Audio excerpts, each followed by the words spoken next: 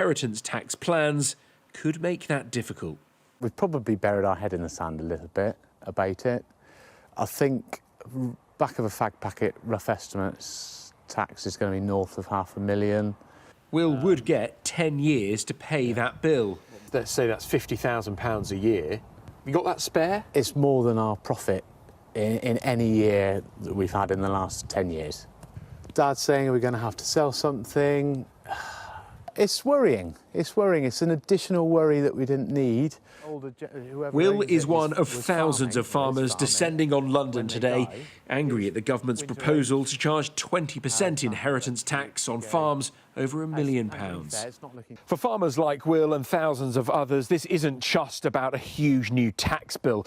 Many see it as yet another stumbling block to getting the next generation of farmers to take over in an industry that already feels like it's under attack. This isn't the first protest farmers have held this year. Hundreds rolled into Westminster back in March, angry at cheap imports. Today, the National Farmers Union will gather 1,800 members to lobby MPs. But such is the level of frustration, many more are expected to protest on the streets.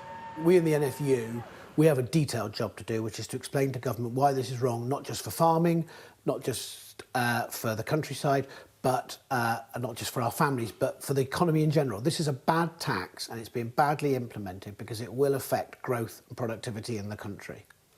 The government says only the wealthiest of estates will be impacted, with 72% of farms unaffected, a calculation the union says is wrong. And so fourth generation, wow. Yeah, I know. I signed up to it in blood. It's why farmers like Will are leaving the countryside for the city to demand the government thinks again. Dan Whitehead, Sky News in South Gloucestershire. Yeah. Ollie Harrison is with us, a farmer. You've helped organise today. Yeah. What's the plan? The plan is meet at West, just opposite Downing Street, around 11 o'clock. We've got some speeches about 11:30. We've got some leading political figures, shall we say, a few celebrities, and a lot of farmers telling their story of why this is an impossible budget to work with. Like who? Who are you expecting? I can't really say, if I'm perfectly honest. Why not? Well, we've just got leaders from the main parties, to be fair. So, Okay. but bar Labour. OK. Yeah. And Labour being the government, and obviously they're the ones with the power at the moment. What do you want them to hear from today's protest? We need them to listen and understand farming, understand that this rule that they've brought in is basically going to kill off food production and family farms in the UK at the moment. You know, they talk it's only going to affect 500 farms. We can't lose 500 farms. That's 10 a week. You know, we need to feed this nation, and 500 every year, just getting lost. It's not long before there's none of us left. I mean, 500 farms is a whole county.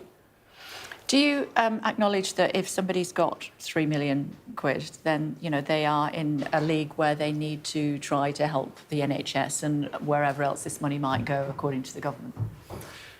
This £3 million doesn't exist. It's on paper. You know, it's assets, it's the tools, it's the machinery, it's the livestock. It's not liquid. You know, you wouldn't say to a joiner, you've got to sell 20% of your tools to carry on because your father's died.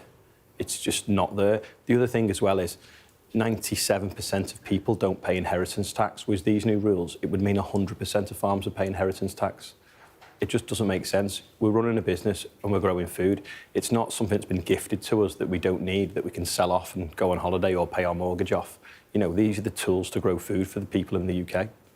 Is it a challenge when you see sort of big names like James Dyson or Jeremy Clarkson, and they openly accept that they're buying land in order to not pay inheritance tax? What does that mean for farmers like you? Yes, they've invested in land and they've bought farms, but I know James Dyson employs 200 people and produces thousands of tonnes of food a year. Is that bad? I've rented land off rich landowners at a very cheap rent because they didn't need the money. It got me to be able to expand my farm when I was younger and there wasn't really a job for me. So, yes, I can see people are using it to dodge tax, shall we say, but equally, it's basically pump priming cheap food production. Inheritance tax is, as you say, paid by very few people. You say that 100% of farmers will be affected? In the last 3 weeks, I haven't met a farmer that's not going to be affected by it. And to that end, I'm sorry to bring this up, but I know that you mentioned it to our research team. You're going to a funeral of a farmer that lost their life. What happened? So 4 days out after the budget, well, we'll just say it was the straw that broke the camel's back. What, can you tell us any more? I don't want to comment. It's not fair on his family. OK, but his family, he's left a family behind. And a big business that's got a lot of stuff to sort out. Yeah. But had he died in 18 months' time, it'd have been even harder. And that's the sad thing. Do you feel betrayed by the government? Because I believe you were told that this tax would not be brought in. Yeah. They've lied to us all the way along. They're trying to say that they've given the biggest amount to agriculture ever. What they've done is they've added the 2 years' worth of budgets, took a bit off, and come up with this £5 billion support package, shall we say. But in reality, it's lower than what we were getting each year anyway. And that is just to keep us in business because of the weather patterns. We can't guarantee to make an income every year. And if we can't do that, we wouldn't bother. And with what they've done now, if you think the average farm profit would be around 30,000, but the average tax bill will be around 150,000 for 10 years, 1.5 million. It's just not there. It's just not sustainable. You could sell 20% off, but really you'd have to sell 30% off because you'd pay tax on the 20 at a capital gain. So you chop 30% off your farm and expect you to stay in business. Who's going to buy this 30%? It's not farmers. We're all bankrupt now. What's going to happen to food supplies? Well, it's going to have to come in from somewhere else, but we're a big nation. There's nearly 70 million of us. Can we bring that much in? And do we want to be beholden to other countries? We know how fragile the food supply chain is. We saw this in COVID. You know, if we've got to buy £150 billion worth of food, which is what the UK farmers produce each year from abroad, surely that's terrible for the economy. Because unless we sell them something else to export, that money's never coming back. What if the government doesn't listen? Well, that's the thing. Is today the start or is today the end? We'd like to think that they'll listen. And if they don't? There'll be more things happening. I don't think I'll be at the front of it. But, yeah, there's a lot of angry farmers. It's every single one of us. You know, sometimes you'll have a sector struggling, but some other sectors will be all right. But this is every single one of us. And you think the Christmas food shop might be impacted? Farmers don't want to spoil Christmas. But they might. No, personally, I think if stuff was to happen, action was to happen before Christmas and spoil people's Christmas, that's not a good look for farming. But who knows in the new year? And don't forget, Christmas is 5 or 6 weeks off. You know what I mean? Maybe something will happen before December. OK. Let's see what happens later on today. All those celebrities you won't tell me about. Come and see. We'll be there, don't you worry. Thanks very much indeed, Ollie. Thank you. Thank you. Moving, of course, we'll cover that story throughout the day here on Sky News for you. Now, it's 1,000 days since Russia invaded, and the war appears to be entering a new phase in Ukraine, with President Biden giving Ukraine permission to use US long-range missiles against targets within Russia. Our chief correspondent, Stuart Ramsey, is in Kiev, and Ivor Bennett standing by in Moscow for us. Stuart, to you, first of all, this must be quite the fillip for Ukraine. Yes, it is. I think we're really entering a very critical phase here because obviously it's the end of the Biden presidency and then Trump will come in, and what will happen to the country after that? Will he try to negotiate an end to the war? He said he's going to do it in a day, but hasn't given any details as to how that is going to happen. And I think that's contributed to an awful lot of people here being very concerned about the future. Of course, the news that long-range weapons will be allowed to be used by the Ukrainian army gave a sort of fillip to the people. But I have to say, 1,000 days on, I was here 1,000 days ago. I have to say that I and many others didn't think that the Ukrainian defence would be as effective as it was and has been, and the fact that they're still fighting. I think much more importantly, however, is that President Putin didn't think he'd be looking at 1,000 days of war either. He thought that he was going to roll this government over and put in a new power that was supportive of Moscow. Well, none of that has happened, but it is a critically important time, as I say. President Zelensky will speak to the EU Parliament today. He'll then address the nation, coming up with a new sort of plan, a vision for the future. It's a lot about investment, but he'll also talk about what's happening on the front line. And that isn't awfully good, particularly in the east of the country. Russia is in the ascendancy there. So it's quite a day for Ukraine, but they are still fighting, which many of us thought wouldn't be the case. OK, and what's the reaction been, Ivor, from Moscow. Morning, Kate. I think I should just start by explaining where I am. I am at Moscow's Victory Museum, where the focus today is not going to be on the current conflict, but a different war altogether, World War II. We've been invited to an event unveiling the logo of the 80th anniversary, next year's 80th anniversary of the Soviet Union's victory over Nazi Germany. There it is behind me. That sign says 80th anniversary of victory, and this museum commemorates that war. And that's no coincidence. The authorities here want the Russian public to view the current conflict in Ukraine with, in the same way as World War II, that things like courage, bravery and sacrifice will win the day for Russia, and that Russia is under attack from a foreign enemy, that they are the innocent party. That's what we heard about yesterday in the Kremlin's furious reaction to the reports that the US has lifted restrictions on the use of their long-range missiles by Kiev to strike deeper inside Russia. The Kremlin accused Washington of ratcheting up tensions, of escalating the conflict. Now, many might think that's a bit rich, of course, coming from Moscow. But we won't hear about things that haven't gone to plan here. We won't hear about all the casualties, the Russian casualties. There won't be any events commemorating the dead. Because don't forget, things haven't gone to plan for Russia in this war. This 1,000-day milestone was never supposed to be reached. Its so-called special military operation was supposed to be over in a matter of weeks. And yet here we are, nearly 3 years on. OK, gentlemen, for now, thanks very much indeed. And just hearing, Gareth, 51 drones shot down, Russian drones shot down by Ukraine overnight. Yeah, and this plays into what we've seen in previous run-ups to the winter, targeting infrastructure, targeting energy systems, targeting the very aspects of life for ordinary civilians. Now, Russia says they're legitimate military targets. I think anybody with any sense of head or heart would very much argue against that. And it will be interesting to see what, if any, impact these new rules that have been allowed by the Americans have. Indeed. Talking to Stuart and indeed Gareth, you're Gareth, Ivor, throughout the programme here on Sky News Sunrise. What else? Still to come, we're going to talk about Hong Kong, shall we? Let's turn our attention to that because dozens of pro-democracy activists have been given long jail sentences. They were accused of conspiring to commit subversion. Well, let's bring in our Asia correspondent, Nicole Johnson, who's in Beijing for us. Nicole, just talk to us about this law that's being used here, because it's hugely controversial. That's right. It is significant. Also because this is the largest national security trial that we've seen in Hong Kong. 45 people have been sentenced. They've received sentences anywhere from 4 years to 10 years. They're basically accused of, in 2020, they held an unofficial election to try and select candidates for an upcoming election. Now, the officials in Hong Kong, they said that was an attempt to try and overthrow the government, and that's when this case went forward. Some of the most significant figures that have been sentenced: Benny Tai, he was one of the main organisers, 10 years. Joshua Wong, who was the student face of the pro-democracy protests, or riots as China calls them, he's received more than 4 years in prison. But all eyes, of course, in the United Kingdom will again be on Hong Kong tomorrow. And that's because British citizen Jimmy Lai, the media tycoon, he's facing a raft of charges and his case resumes tomorrow. Now, pro-democracy activists say that all of these cases are an attempt to crack down on freedoms in Hong Kong.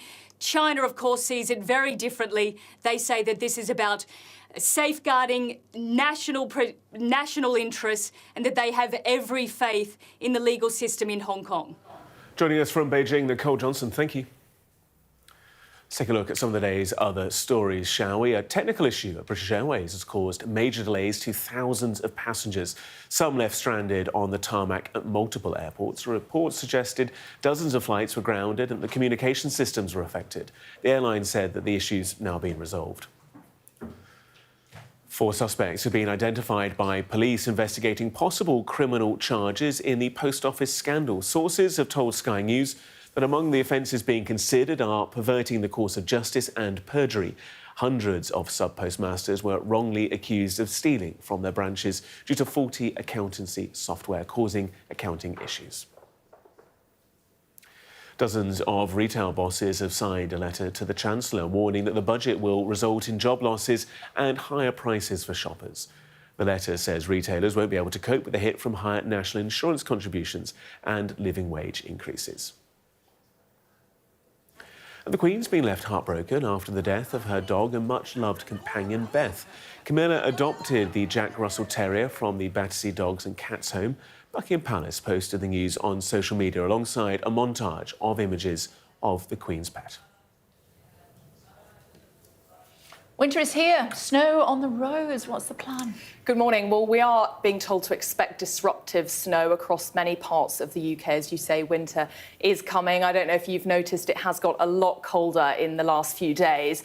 So the Met Office is warning that we could see this further cold snap involving snow and ice. We have some images there from this morning and overnight in Manchester. You can see just how much snow is falling there. And there are 3 warnings currently in place across the UK. That's in northern Scotland, northern England, parts of Northern Ireland, the Midlands and North East Wales. Those should be done by 11 o'clock this morning. And the Met Office is warning that there could be, in the worst affected areas, up to 20 centimetres of snow, and they're calling this the first taste of winter, really. And Where are the worst affected areas? Well, particularly places in the Midlands. We've got there some pictures in Nottinghamshire, as I said, northern Scotland, northern England, North East Wales, parts of Northern Ireland and the Midlands. And of course, in any of these types of situations, people using cars or trains, public transport, need to be careful. On the roads, National Highways has issued a severe snow alert for the roads, particularly in the northwest and northeast of England. Okay. And National Rail as well is saying that the cold will impact some services. But for the rest of the week, we could see temperatures getting a lot lower, minus temperatures in the night time. OK, and is it moving any further south, or...? At the moment, it doesn't seem to be. It seems Is this to be an Arctic blast, as they call it? I don't know, but I'll have a look for the next hour, OK? You're going to be testing my meteorological knowledge. I won't even say it. To say. OK, but if you're waking up in Manchester today, there's a bit of snow on the ground. Yeah, there is. And always be careful when you're driving, when there's the first snow. Definitely. I mean, it has been a little bit wet this morning as well, but mainly snow in those parts. So, yeah, be careful. Don't slip and slide. OK, for now, thanks very much indeed. Quick look at what's happening as far as the front pages are concerned for you this very morning. The war in Ukraine is the eye's focus, which reports on concerns in Moscow over Joe Biden's decision to allow the use of US long-range arms in Russia. The UK is expected to follow the US in letting Kiev use long-range missiles, according to The Guardian newspaper this morning. Let's have a look at the Daily Mirror for you. We can't allow Putin to win. That's the Mirror's headline, which reports that Sir Keir Starmer has once again pledged continued support for Ukraine. Elsewhere, The Telegraph looks ahead to the farmers' protests in central London later on today, carrying words from Chancellor Rachel Reeves, who has doubled down on her inheritance tax policy. The farmers protesting will be joined by Jeremy Clarkson, according to The Sun newspaper. The presenter, recovering from heart surgery, has told the newspaper that the inheritance tax levy is a hugely important issue. Let's see how seriously the government is taking it. Diane Johnson, Minister of State for Crime, Policing and Fire, is with us this morning. Good morning. It's nice to see you. Thank you for joining us. Your reaction to the farmers' protests today? Well, I fully recognise there's a very strong feeling amongst the farming community about the changes that are being introduced. They've absolutely the right to come and protest and make their views clear. I know they're going to be lobbying Parliament today. But I think it's important to recognise that the decisions the Chancellor has taken are against the backdrop of an inheritance that we had in the summer, where we found £22 billion black hole in the public finances, and difficult decisions are having to be taken. And the effect of the changes for this community, for the farming community, as I understand it, are small. It's about 500 farms that will be affected.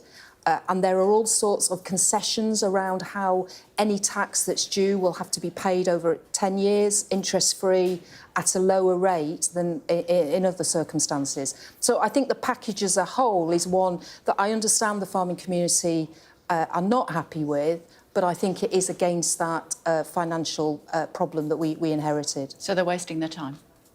Well, they're absolutely got the right to come and protest, and they're clearly... But they're not going to change your mind? Well, I think collective mind. The Chancellor is having to make difficult decisions, and she set those out in the budget on the 30th of October. Even though you previously promised before you were elected that you wouldn't do this? I'm not sure we particularly set out a promise around this issue. You did? Well, that's not my understanding. Well, you did. OK, well, it's not my understanding. And So I think you broke your promise? I think the Chancellor's been very clear that she is not breaking promises that she made in the manifesto. But you promised before the election that you wouldn't do this, specifically this. Steve Reid promised actually last December that you wouldn't do this, and you have. So you've broken your promise. Well, I don't accept that. OK. 100 new Labour MPs have constituencies with a rural aspect. All have narrow majorities. You know, rich farmers are people that you represent now, and yet you're letting them down. And these are people that are responsible for our food supply. Well, I think we do have a lot of MPs now who represent rural areas. I think that's absolutely right. And as the policing minister, one of the issues I'm concerned about is rural crime, and that affects communities, rich farmers and not so rich farmers, and the general public who live out in the countryside. So I want to make sure that we have a good offer around rural crime, our neighbourhood policing guarantee, making sure that we have those officers back on those neighbourhoods in those areas is really important, and that's one of the things I'm focused on. How will you guarantee that there won't be food shortages leading up to Christmas? Well, issues around food security are obviously national security issues. There are plans in place, there are contingencies always in place to deal with that. But I'm confident that that won't happen. I wonder why the Chancellor doesn't want to meet with the farmers. I'm a Home Office minister. I'm not party to any decisions about the Chancellor's diary. Let me put it a different way. Why would the Chancellor not want to meet with farmers, given that it's such an important issue? I'm not aware of any decisions about... Do you think she should meet with the farmers? Let me put it that way. Well, look, ministers meet with all sorts of people. I mean, I met recently with those who were interested in this agricultural machinery being stolen and what more we could do to protect farmers and those who work in agriculture to prevent them being victims of crime. So I think we all meet with lots of different interest groups, yes. OK, but given how important it is, given how it is critical for our food supply that the farmers are kept relatively happy, and we've seen this put in place, even though you promised last November that this wouldn't happen, don't you think it would be wise for the Chancellor to meet with farmers? Well, again, I think that ministers meet all the time with lots of different interest groups, including the farmers, and I'm sure Steve Reid, as the DEFRA Secretary of State, is meeting with them regularly, and I know the various ministers in DEFRA will be meeting with farmers. OK. I'm just looking at my notes in a little bit more detail, and it was actually last November, forgive me, not last December, when Steve Reid had said purposefully that he would not axe agricultural policy, property relief, that tax loophole that we're talking about today. So you did say that you wouldn't do it. Well, and you have. Can I just say, I'm a Home Office minister. Yeah, but he should be sat here this morning, and he isn't. And you've got collective responsibility. You're representing the government this morning. You promised that you wouldn't do this, and you have. But today we're making a big announcement about police reform. And we'll come to that. What's important today is that 40,000 farmers are going to be on the streets of London because you made a promise to them ahead of the election that you wouldn't you wouldn't put this tax in place. And you have. Right, OK, so I think it's really important to recognise today that the protests are taking place. The farmers are making their case to Parliament, to MPs, and I'm sure all MPs and ministers will be listening very carefully to what they have to say. But it has to be seen against the backdrop we inherited in July, where the public finances were in a terrible state and difficult decisions have had to be taken. Of course, but you knew that. You knew that before you took charge. I'm not sure we did know that. And 9 billion of that 22 billion was as a result of the money that you gave to doctors and other public sector workers. So we need to bear that in mind. But this is a government that makes promises that it won't keep. Well, what I would say to you is the inheritance we had in July around the public finances was worse than we were expecting. And the Chancellor has had to take some really difficult decisions. She announced those in the budget. Obviously, the farming community are concerned and upset and are protesting today. That's absolutely right that they do that and they raise their concerns. You make promises you can't keep. Talk to me about policing. What's Yvette Cooper going to say today? So, major policing reform today, and this is really important, not just to urban areas, but to rural areas as well. Farming's important as well. Absolutely, but it's really important that we get policing fit for the 21st century. The last reforms around policing were in the 1960s, and we know that society and crimes have changed enormously since then.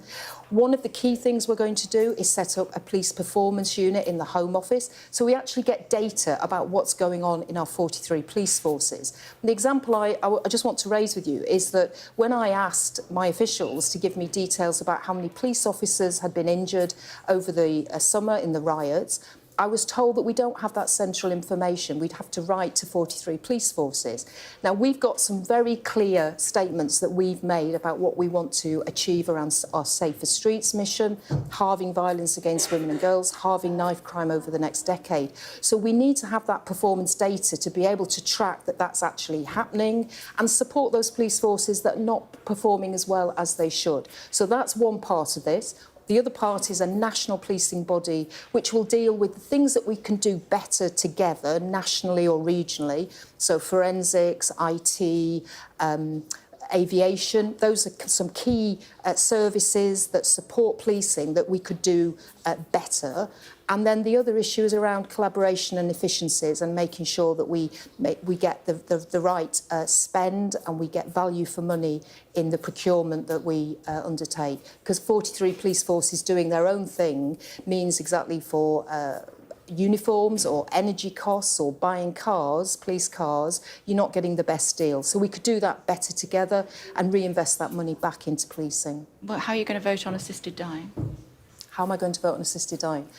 I've thought very long and hard about this, and I think my instinct at the moment is that I do want to support the proposal that's been put forward by Kim Ledbetter. My big issue is around safeguards and making sure that nobody would feel forced into or compelled to take that action. So I'm looking at the bill, looking at the actual provisions in the bill, but my instinct at the moment is that I will probably support it. But I want to hear the debate as well. OK, Minister, it's good to see you. Thank you for taking the time. Thank you. Thank you. Still to come on The Breakfast Show for you here on Sky News. Tuesday morning, angry farmers converge on Westminster this morning. We'll be joined by the National Farmers Union President. 1,000 days since Russia invaded Ukraine, we'll be speaking to a refugee about the pains of each of those days. You're green. I am. And the stars of Wicked dazzle on the emerald carpet. We've got all the details from last night's premiere.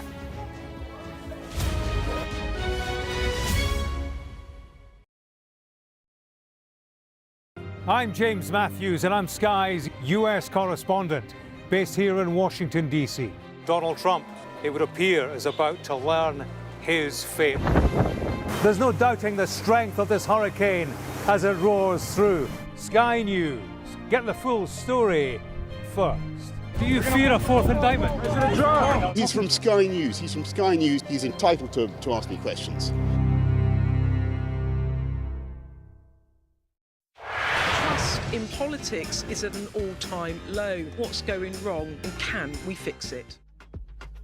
It's from Liz. She wants to know, why is there still no sign of the Labour Party electing a woman as leader? It's sort of embarrassing. You know, it takes a very strong man to be leader, but it takes an even stronger man to support a woman for leader. If you want to be mean to politicians, like, crack on. The activists that go out and make elections happen, I kind of feel like just don't be horrible to them. Be polite to them in the same way that they're polite to you. Keir Starmer has got us into government with a big majority. He was completely clear before the election that he wasn't going to be able to do the two-child benefit policy, but I wouldn't be surprised if it isn't an early thing that comes along. I went up to Gordon Brown and said, hello? No, yes, where is it? I said, found all these Tory candidates breaking land. Let me see it, let me see it. This is brilliant, this is brilliant. Welcome to the world. Our new podcast, starting now. It's very exciting.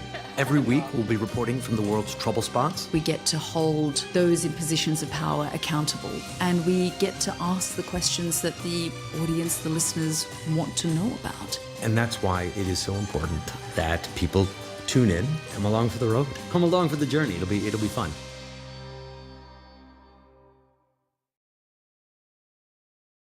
Play Sky News.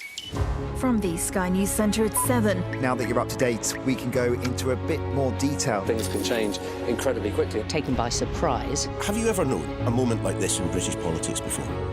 yes. Cheers. We'll start with breaking news. Let's get the latest on the ground. So, by the end, we'll hopefully all understand what's going on in the world just that little better.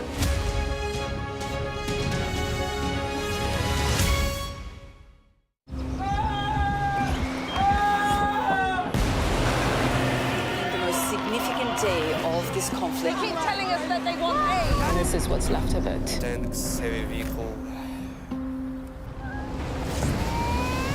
Why only in America? People want their country to work. Just want a job in a normal life. Why are these homes empty? I want you to be honest with people.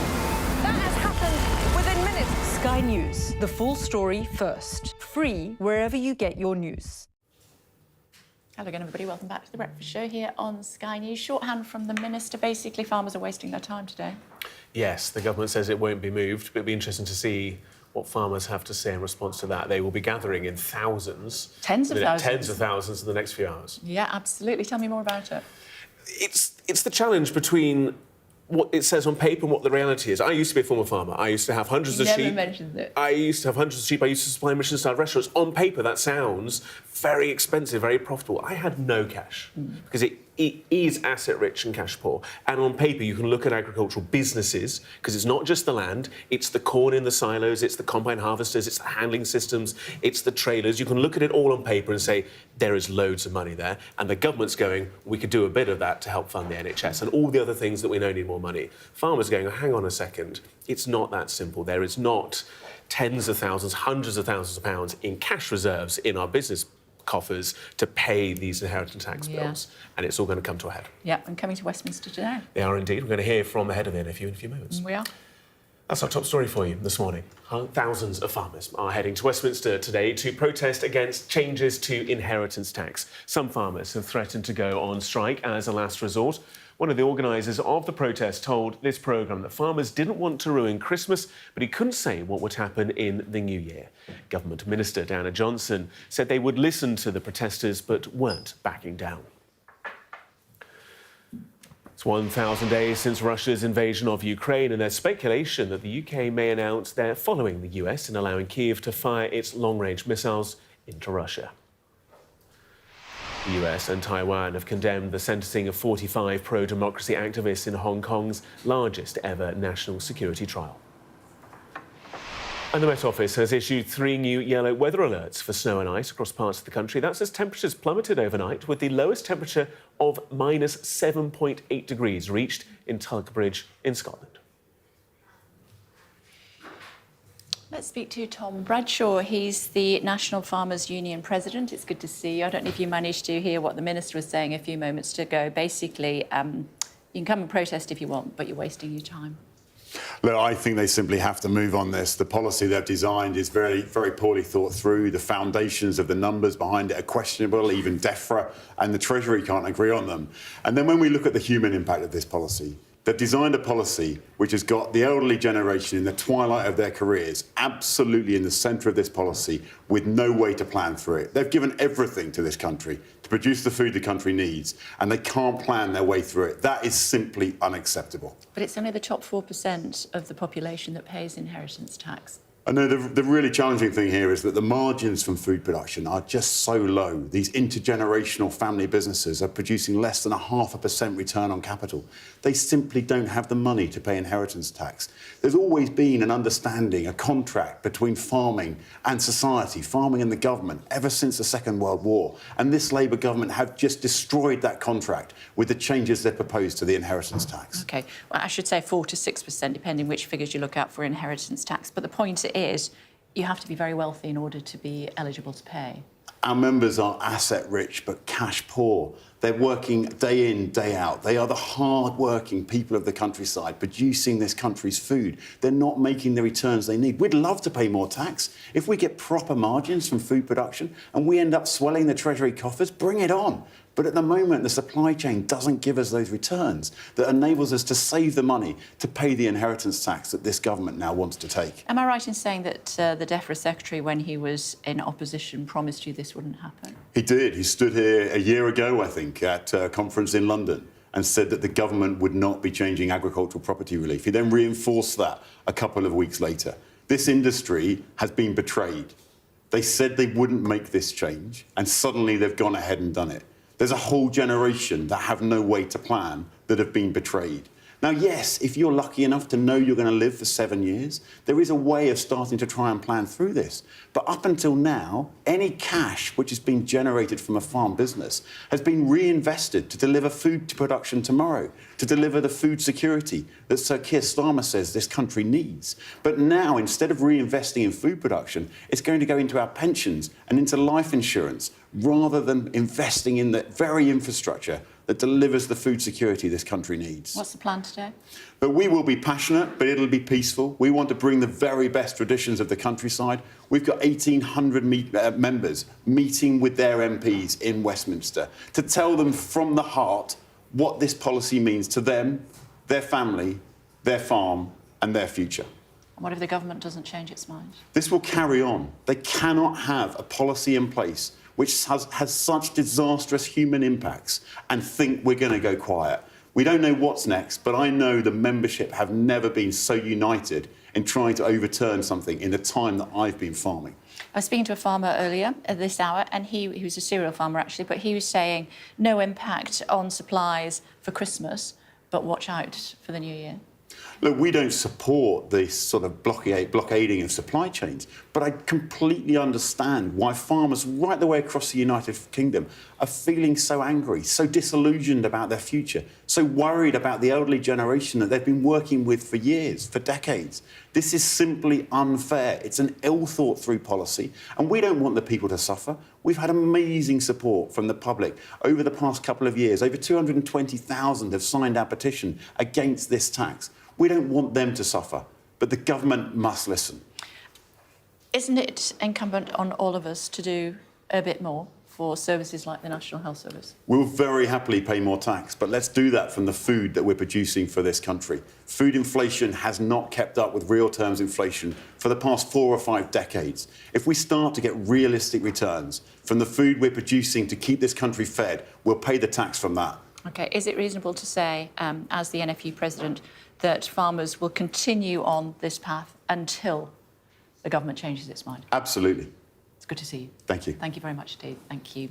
So there's 2 actual demonstrations today, one beginning outside Downing Street and then the other with Mr Bradshaw and his colleagues, when something like 1,800 farmers will be going into the Palace of Westminster to meet with their MPs, including 100 new Labour MPs in rural constituencies, MPs for the first time. They took to Parliament in July of this year. However, many of their majorities are narrow. Let's see whether they are in listening mode. Mary is here. Thoughts from what we heard from the Minister this morning? Yeah, it was quite an awkward and painful interview, I think, for Diana's perspective, Diana Johnson's perspective, because she clearly wasn't aware that the promise was made not to raise inheritance tax on farmers before the election. Exactly. And so, first of all, I'm slightly startled at her lack of kind of preparation or somebody briefing her on that. You know, it's kind of the obvious thing you would expect to be asked about. But also, I mean, you rightly, you know, pushed her on that. And she was trying to say, you know, it's not a broken promise, we've got this inheritance. But the problem is that the line that we were given last year about this was no plans to do this. And that's the same line we were given about tax rises and all the tax rises that they had no plans to do, and then they did them in the budget. And so you essentially have a situation now where no plans seems to be this kind of massive catch-all phrase for the government to... I'm going to use that at home. to do one thing, to say one thing and then do another. We know that manifesto pledges are always broken, we know that promises are always broken, but nonetheless they need to be able to be held account for this, otherwise their words mean nothing. And I think also the other thing that was interesting, she said, you know, MPs and ministers are listening carefully, we're in listening mode, and she was just pushing the same line, which is about the inheritance tax, the economic inheritance, excuse me, so 2 inheritances going on at the same time. And she's right to say, actually, they were dealt quite a difficult hand and they were needing needing to find cash somewhere. But the difficulty, and what a lot of the opposition are saying, is that this policy is going to have a lot of knock-on effects that are going to end up having worse impacts in other areas, whether that be mental health, whether that be the amount of money you actually end up making from the Treasury, whether that be food security. She insisted that everything would be fine for food security, but I think your guest from the NFU earlier made a really interesting point about how they didn't want to spoil Christmas, but let's see what happens in the new year. And we could see a situation where Labour were praised for ending the strikes, and then if we see farmer strikes in the new year, that could be a bit of a blight on their record. Absolutely. For now, thank you. Thanks very much. Let's bring you other news now, should we? I want to talk to you about London's South Bank. It transformed into the Emerald City last night for the European premiere of Wicked. Our entertainment reporter Debbie Riggard was there. The dreary weather didn't rain on the parade of the cast of one of this year's most hotly anticipated film releases. You're green. I am. Wicked, the much-loved West End and Broadway show, is the latest musical to get the movie treatment. Absolutely remarkable. Director John M. Chu took the yellow brick road in his stride.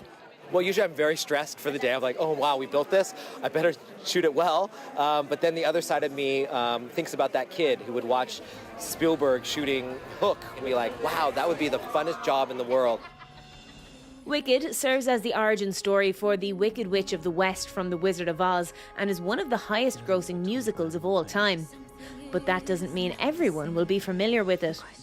I hadn't seen Wicked before, so I had no idea what it was until I read the script and I called John. I said, you know it's a musical, right?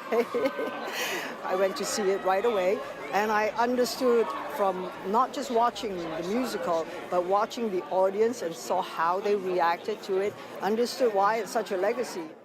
Meanwhile, Jeff Goldblum says this might just be one of his favourite films to date. Geez, I've done a lot of movies. Tippity top. It's the maraschino cherry on top of a grand adventure. Wicked is tipped as a big contender for the upcoming award season, but with a budget of $145 million, filmmakers will first be hoping to bewitch audiences. Debbie Riggard, Sky News. Ed Sheeran says Band-Aid 40 organisers did not seek his approval to use his vocals in the new version of the charity hit Do They Know It's Christmas? At Christmas time, we let in light and we banish shade.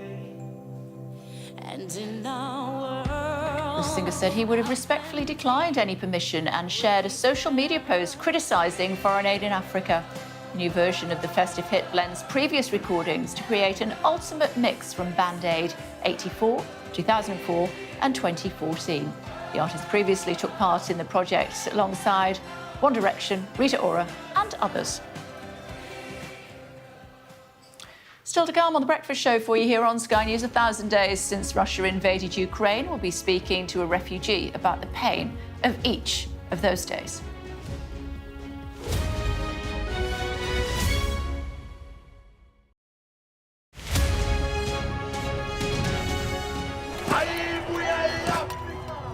It's like a football final with only one team on the pitch. This isn't just a call to vote, but a call to remember. The freedom fought for by the African National Congress. I'm Yusra Al-Bagher, Sky's Africa correspondent based in Johannesburg, South Africa.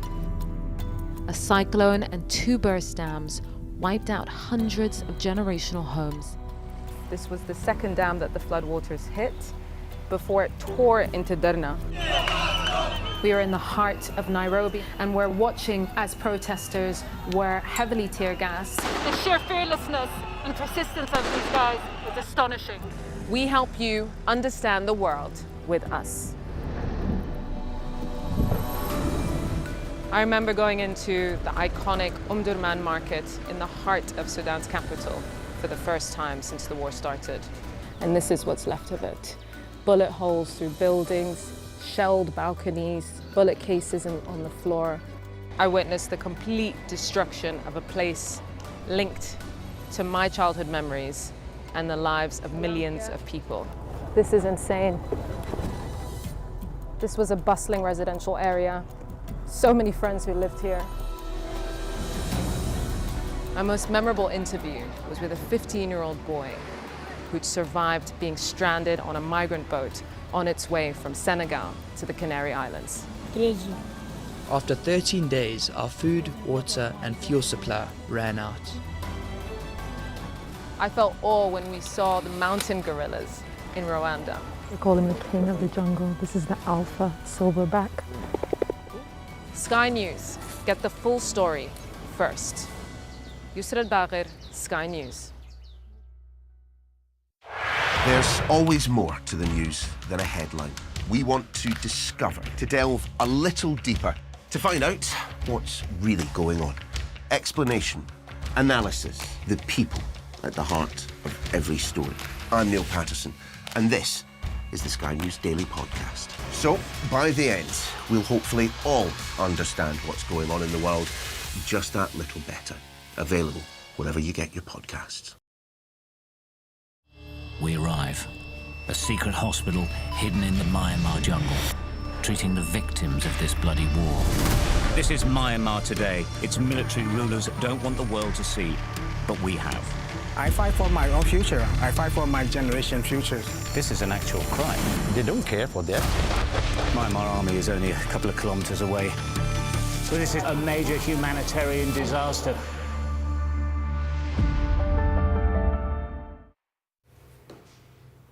The chief of the UK branch of the UN Refugee Agency, Emma Cherniavsky, and Alexandra, a Ukrainian refugee and artist, are joining me now on this, the 1000th day since the conflict started in your country. Thinking of people at home today, I'm sure. I'm sure you are. Talk to me a bit more about it. Well, this is indeed a very difficult day. It's 1,000 days of war, and the war continues to devastate the lives of millions of people in Ukraine, both those who are still living there, and especially the winter is a very difficult time with the cold weather arriving and the relentless destruction of the civilian infrastructure. About 60% of the country's energy capacity has been impacted. And when the winter months arrive, that's really a matter of life and death for people to be able to have shelter, to be able to have warmth. And there's also now 6 million Ukrainians who have been forced to flee and seek safety in other countries, neighboring countries, countries like the UK, who also need our help and support. Yeah. Alexandra, what is life like for you here? I'm super grateful to be here in a safe place, to find a place to work. But at the same time, my heart, part of me is still there in Ukraine with my family. They are all still in Kyiv and in Kharkiv. So, of course, every day I think about it.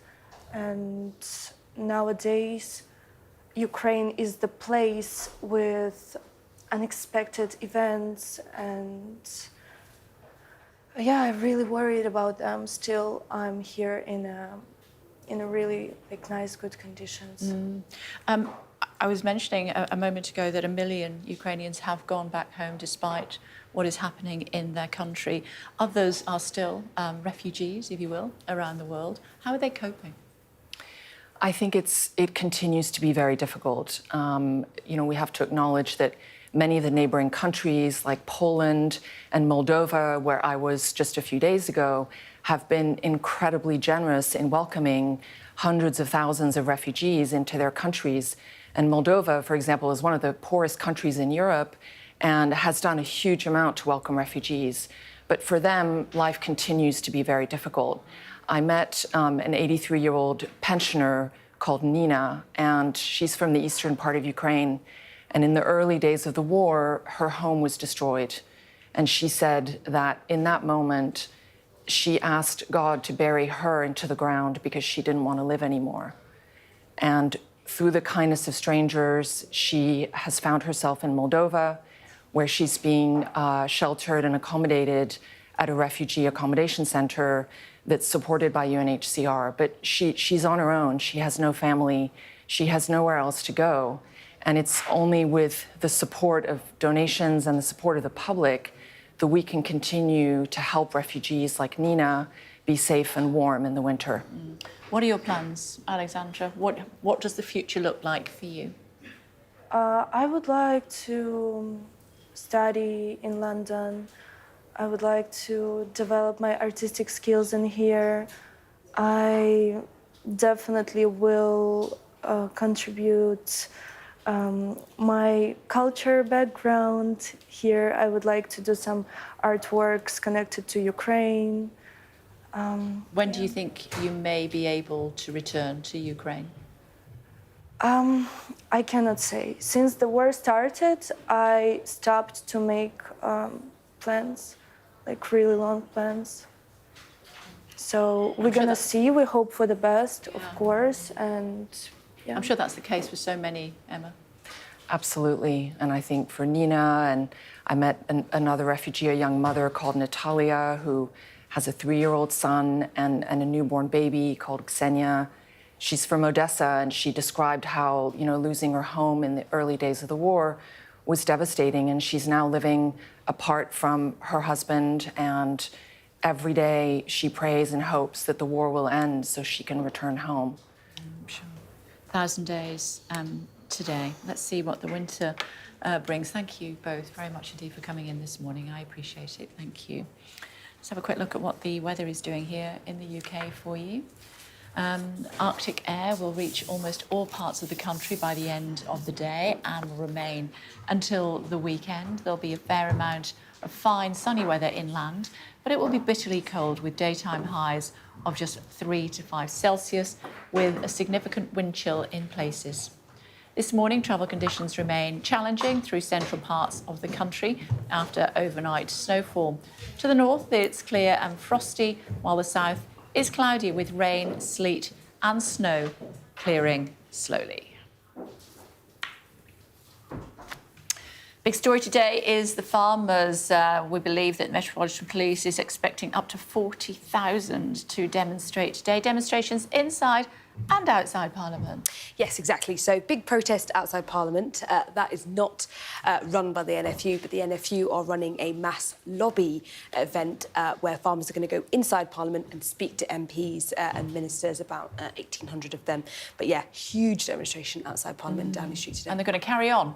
They are going to carry on, and I think there is an element within farmers that have said that for too long they've complained quietly amongst themselves or amongst the fields or amongst the farms, and actually they've probably looked to some degree to colleagues in Europe, in France and Germany and the Netherlands, who have been quite vocal and quite demonstrative with their demonstrations, and we've seen them spraying straw and slurry and all sorts. I'm not saying it might go that far, but I think they've seen that actually being a bit more outspoken has brought about results in other places. It's done similar in Wales earlier in the year. Sure. And we might get more of the same. So just clarify for me, because the Minister was absolutely certain that this government, when it was in opposition, had not promised that they would get rid of this tax.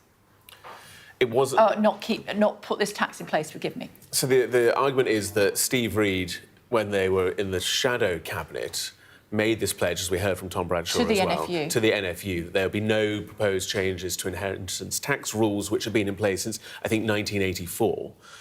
There was no mention in the manifesto of any changes.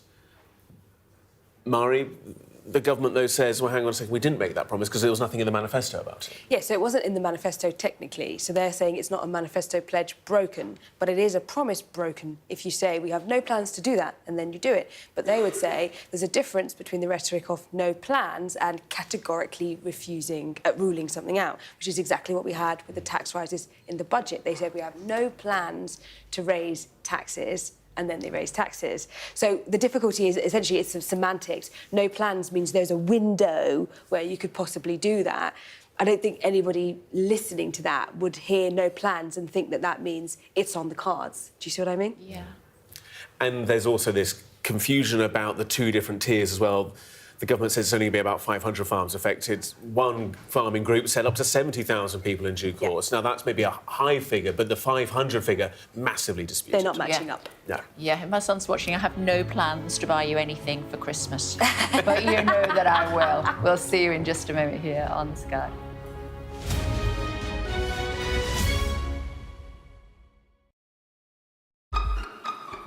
We've got your Sunday mornings covered. From the front page and the sounds of the streets to the voices of the people who make the major calls and big-picture politics beyond Westminster. We'll put you at the heart of our story. A new start to Sunday. I'm ready. Are you? Join me, Trevor Phillips, Sunday mornings on Sky News.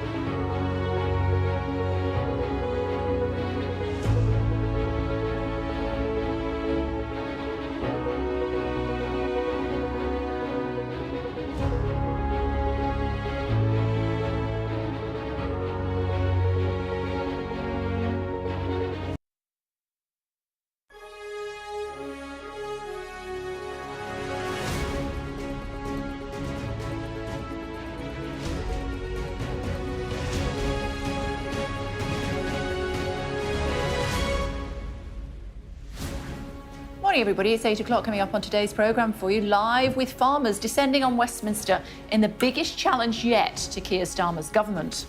One farmer told this programme that farmers could strike. They didn't want to ruin Christmas, but there are no promises for the new year.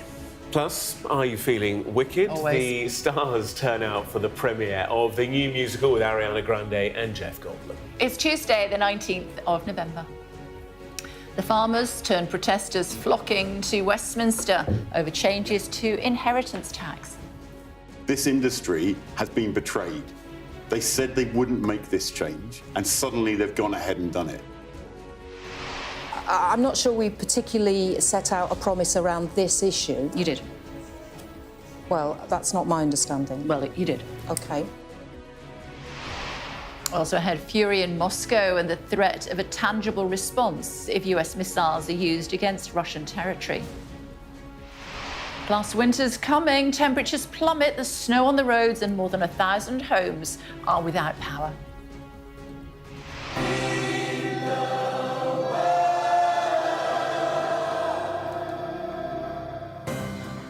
And why Ed Sheeran wishes he wasn't on the 40th anniversary version of Band-Aid.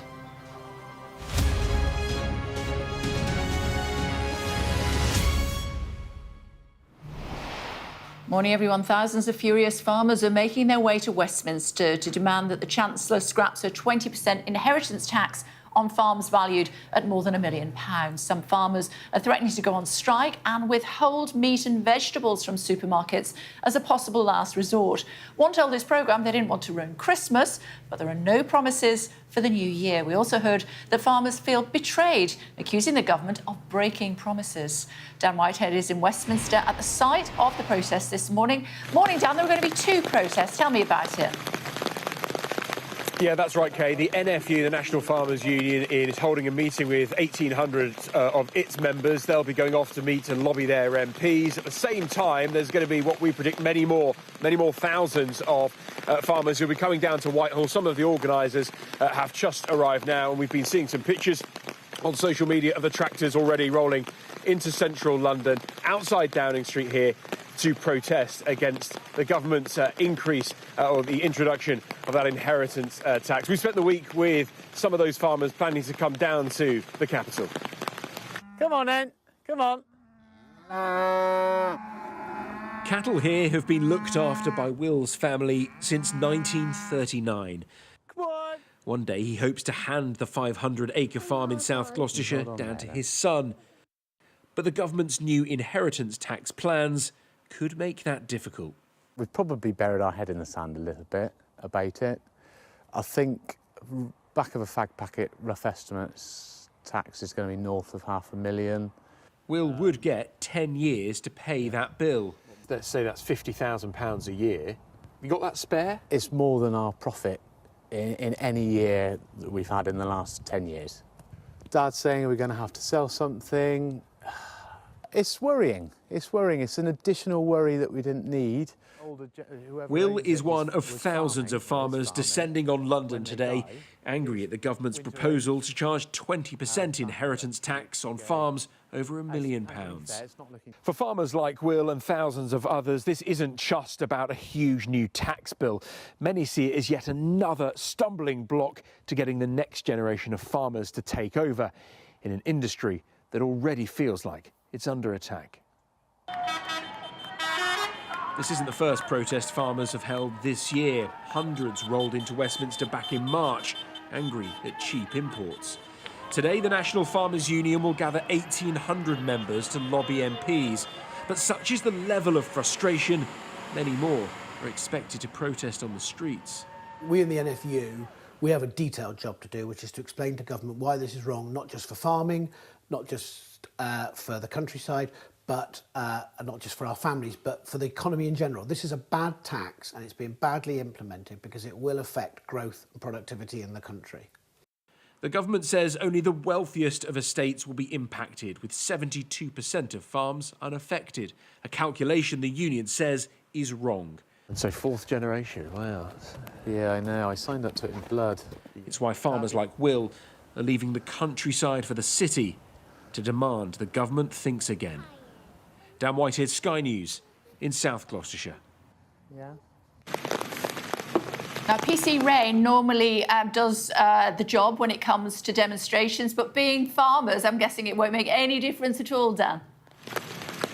They're on their way, and as you say, it won't make any difference. It's actually sleeting down pretty heavy here around central London. Hopefully it is due to ease. But look, beside me here, Kay, are the mini tractors. They've already arrived. These are going to be ridden by kids once the speeches are finished. We understand presenter Jeremy Clarkson will be among those people making speeches here. Kids are going to ride and lead the march down to Parliament Square at around lunchtime. But I expect the farmers will be here throughout their day making their voices heard. They're very angry. And as I said in my report, that this is more than just about the inheritance tax. They will say that this is about food security.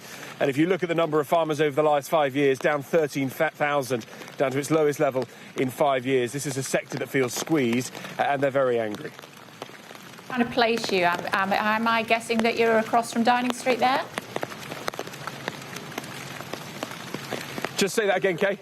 Yeah, I'm just trying to place you on Whitehall. Are you across from Downing Street there?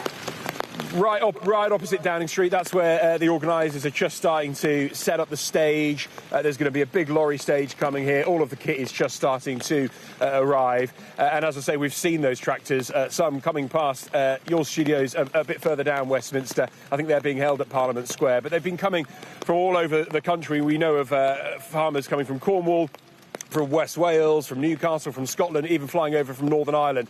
So this is not just the home counties coming, they are coming from all four corners of the United Kingdom. OK, Dan, try and keep as warm as you can. Thanks to you and the crew for now. Busy day ahead for you. Well, this morning I challenged the policing minister on claims of broken promises. That's after farmers accused the government of going back on a promise before the election, this time last year, not to touch inheritance tax for farmers. Am I right in saying that the DEFRA secretary, when he was in opposition, promised you this wouldn't happen? He did. He stood here a year ago, I think, at a conference in London and said that the government would not be changing agricultural property relief. He then reinforced that a couple of weeks later. This industry has been betrayed. They said they wouldn't make this change, and suddenly they've gone ahead and done it. There's a whole generation that have no way to plan that have been betrayed. The Chancellor is having to make difficult decisions, and she set those out in the budget on the 30th of October. Even though you previously promised before you were elected that you wouldn't do this? I'm not sure we particularly set out a promise around this issue. You did. Well, that's not my understanding. Well, you did. OK, well, it's not my understanding. And so I think you broke your promise? I think the Chancellor's been very clear that she is not breaking promises that she made in the manifesto. But you promised before the election that you wouldn't do this, specifically this. Steve Reid promised actually last December that you wouldn't do this, and you have. So you've broken your promise. Well, I don't accept that. OK. So the government doesn't accept it. It's a broken promise. It's a bizarre scenario to be in, where essentially because their argument, I'm assuming, is that it wasn't a manifesto pledge, that it's not a broken promise. But if you say that you have no plans to do something, most people would think that's a reasonable assumption to therefore think that it's a broken promise if you then go and do it. And it's not the first time we had this, words, no plans to do certain things like raising taxes, and then we saw that huge £40 billion tax hike in the budget. So the government really trying to argue that they never promised this is really it's not a good idea to really go there, because they did. And really now that we've got a situation where Diana Johnson is slightly kind of awkwardly on the airwaves, clearly hasn't been briefed on what Steve Reid said last year to Steve farmers. Reid knows what he says. Why wasn't he on the telly? Well, exactly. I mean, also a bizarre choice to put a police minister up on a day of a farm. I mean, arguably, they say they've got a Home Office announcement this morning. That's what they want to talk about. But nonetheless, when you've got a national moment where, tens of thousands of farmers are coming down, you'd think that perhaps you'd send somebody from DEFRA to reassure the nation that you've got this in hand and that you're going to be listening and speaking the to food supply is not going to be impacted. Well, exactly, especially, with Christmas coming along. So, yeah, an awkward interview. And also, just on this, there's been a bit of red on red just kind of creeping out on this now. So Baroness Mallalieu, she is a Labour peer. She's been quite vocal about how this is a bad decision. She's called it, hurried decision-making by the Treasury. And she's also criticised Labour and said that it's perpetuating this perception that Labour has become an urban party divorced from the section of community that lives and works in the countryside. And what she's arguing is actually Labour is making it worse by alienating and arguably, some would argue, punishing farmers, especially when they have won those rural seats on very slim majorities that they are probably not going to win again if farmers are not very happy with them. And never mind the Welsh MPs as well. Yeah, and they number 100. There you go. Let's see what happens during the course of the day. But we are expecting up to 40,000 farmers here in central London to protest against those changes that we heard about in the budget. For now, thanks very much indeed. Thank you. It's now 1,000 days since Russia invaded, and the war appears to be entering a new phase with President Biden giving Ukraine permission to use US long-range missiles against targets within Russia. Let's go to our chief correspondent, Stuart Ramsey, who is in Kiev. You stood in that spot 1,000 days ago, and we've heard over the weekend that this may be a game changer. What do you think? It's game changer potentially if permission is given for them to fire long-range weapons. That's Ukraine to fire long-range weapons at targets anywhere they want that's within range in Russia itself. At the moment, though, it is limited to the Kursk region. That's in Russia. and it's where Russian troops with North Korean troops are preparing to attack Ukrainian positions to take that part of Russia back. But no other targets are being allowed at the moment, and I think it's fair to say the government here is doing its best to try to persuade the United States, Britain and France to change those rules so that they can attack any targets they choose. I would say they have had these weapons for a little while and they have been using them within the territorial boundaries of Ukraine. So we don't really know how many they've got left because they weren't given an awful lot in the first place. And so this is why we're at a critical phase, I think, because obviously we're coming to the end of the Biden administration. The Trump administration will start and nobody has any idea what he is going to say or do once he takes office. And the critical point for the Ukrainians is they need more of those weapons and they need a supply of arms to continue all of those things that they'll be going to the various governments around the West, and particularly the United States, asking for more money and more weapons. OK, for now, thank you. Going to send you out in the rain, actually. Yeah, I'll go and pop outside, see how the farmers are doing. Yeah, actually, when I say rain, I mean sleet. Yes, it's 3 degrees in central London currently. Lots of other parts of the UK, up to 20 centimetres of snow. Absolutely, more on that coming up. Hong Kong? Hong Kong, first and foremost, for you. That's because dozens of pro-democracy activists have been given long jail sentences in Hong Kong. At least 45 pro-democracy activists have been jailed in the territory's largest ever national security trial. They've been given sentences of between 4 and 10 years after being accused of attempting to overthrow the territory's government. A technical issue at British Airways has caused major delays to thousands of passengers, with some left stranded at tarmac on multiple airports. Reports suggested dozens of flights were grounded and that communication systems were affected. The airline said the issue has now been resolved. 4 suspects have been identified by police investigating possible criminal charges in the post office scandal. Sources have told Sky News that among the offences being considered are perverting the course of justice and perjury. Hundreds of sub-postmasters were wrongly accused of stealing from their branches due to faulty software causing accounting errors. Dozens of retail bosses have signed a letter to the Chancellor warning that the budget will result in job losses and higher prices for shoppers. The letter says retailers won't be able to cope with the hit from higher national insurance contributions and the living wage increases. And the Queen has been left heartbroken after the death of her dog and much-loved companion, Beth. Camilla adopted the Jack Russell Terrier from the Battersea Dogs and Cats Home. Buckingham Palace posted the news on social media alongside a montage of images of the Queen's pet. Oh, over the Rainbow Bridge. I know what it's like when you lose a doggy, bless her, and she's poorly as well. We wish you better, Your Majesty, if you're watching this morning. Now, you're worried about sleet. It's snowing. It is snowing. That's right, across many parts of the UK, Kay and Gareth. We are meant to be expecting, here we go, pictures there, a cold snap involving snow and ice, according to the Met Office. That is, I believe, in Manchester. You can see just how much snow is falling there. And there are currently 3 yellow weather warnings in place for snow and ice. This is actually at Shropshire Sailing Club, those live pictures there.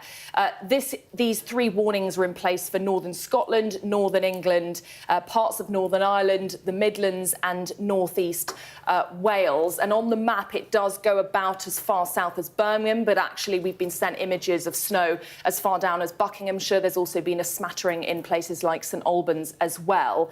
And the Met Office is saying that in the worst affected areas, we could see 20 centimetres of snow. Now, in the last hour, you asked me where those areas... I did, I'm sorry. Where those areas might be, and as you might expect, these types of things are quite hard to predict. They haven't specified anywhere specifically, but they have said in England that Derbyshire could see some snow. But we are seeing what is being called the first sign of winter. You did also ask me, you've been testing me this morning. Oh, sorry. You've been testing me, no, it's fine, about why we're seeing this, and it's to do with northerly winds. And what the Met Office is saying is in order to get snow, some lovely images there, northerly winds bringing cold air from the north to the south. It's bringing it from the Arctic. So it falls as snow because when that cold air comes through, the moisture falls out as snow. Okay. But obviously we're seeing images there of lots of snow falling, warnings on the roads and on the trains to be very careful. We could see also some low temperatures next week,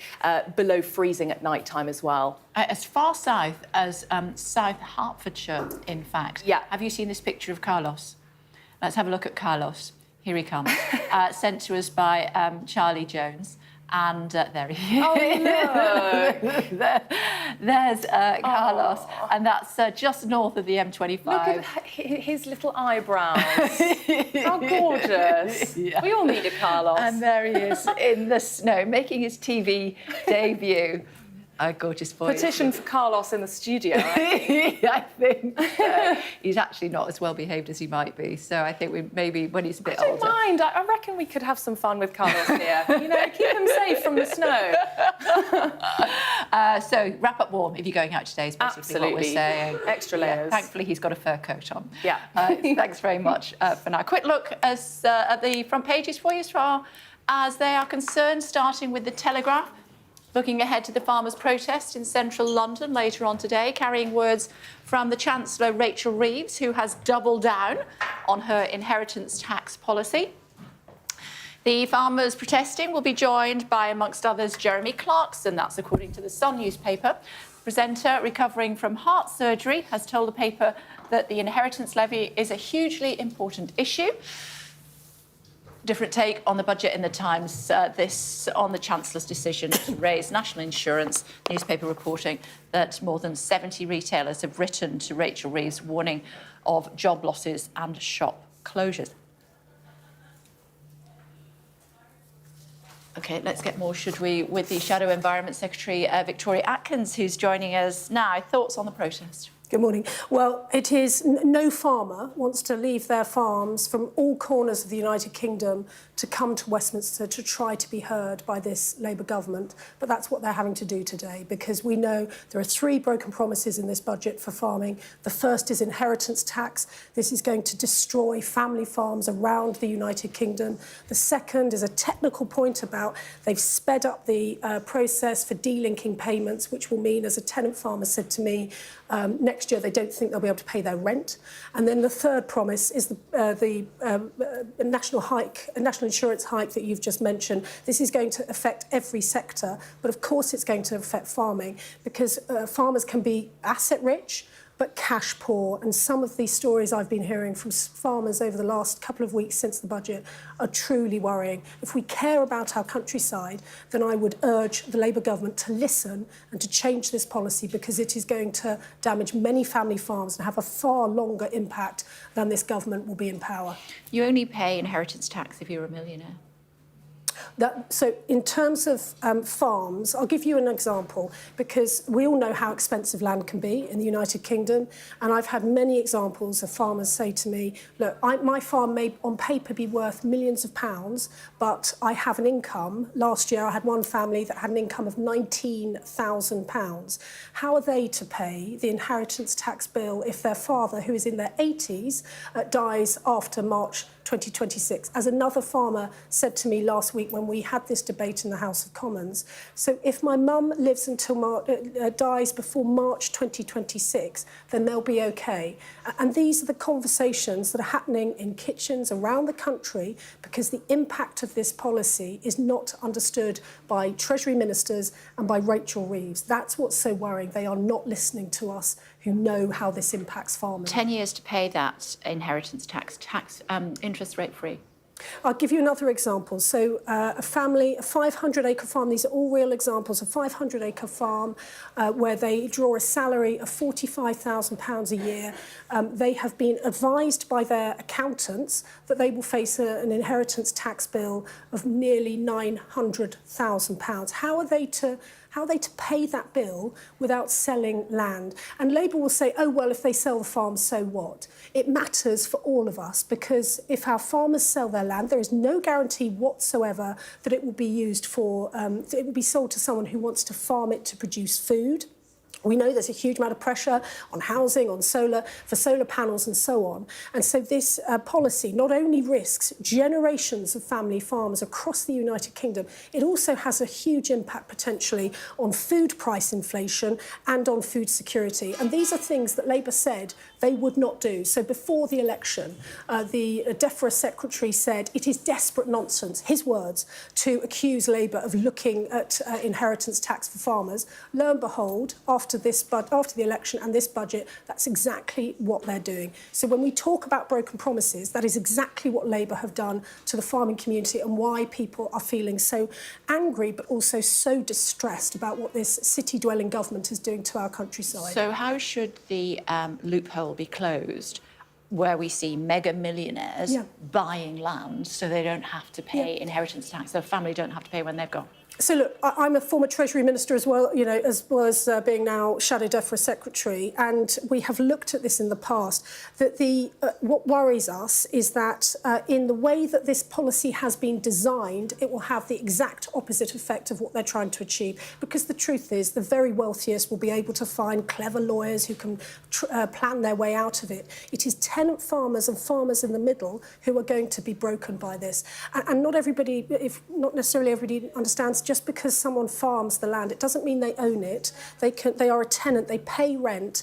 And I had a Welsh farmer tell me that he has had his accountant advise him on what the inheritance tax implications are for his farm in Wales after this budget. He will have to sell 6 tenanted farms that support multi-generational families that have farmed those farms over decades. He will have to sell those farms, which means that those 6 families will be homeless, they will have lost their livelihoods, and their children's futures are being snatched away from them. Those are real-life examples, not just figures on a spreadsheet, as Treasury ministers seem to but the point obsess about. remains that mega-wealthy landowners are buying more and more land so that their kids don't have to pay inheritance tax when they're gone. But this policy, the way they've designed it, because they've set the cap so low, it has a huge impact, as I say, on farmers in the middle. So you would set the cap higher? We have looked at this policy, and we have successive chancellors. By the way, this tax relief has been in place for decades now, because it is.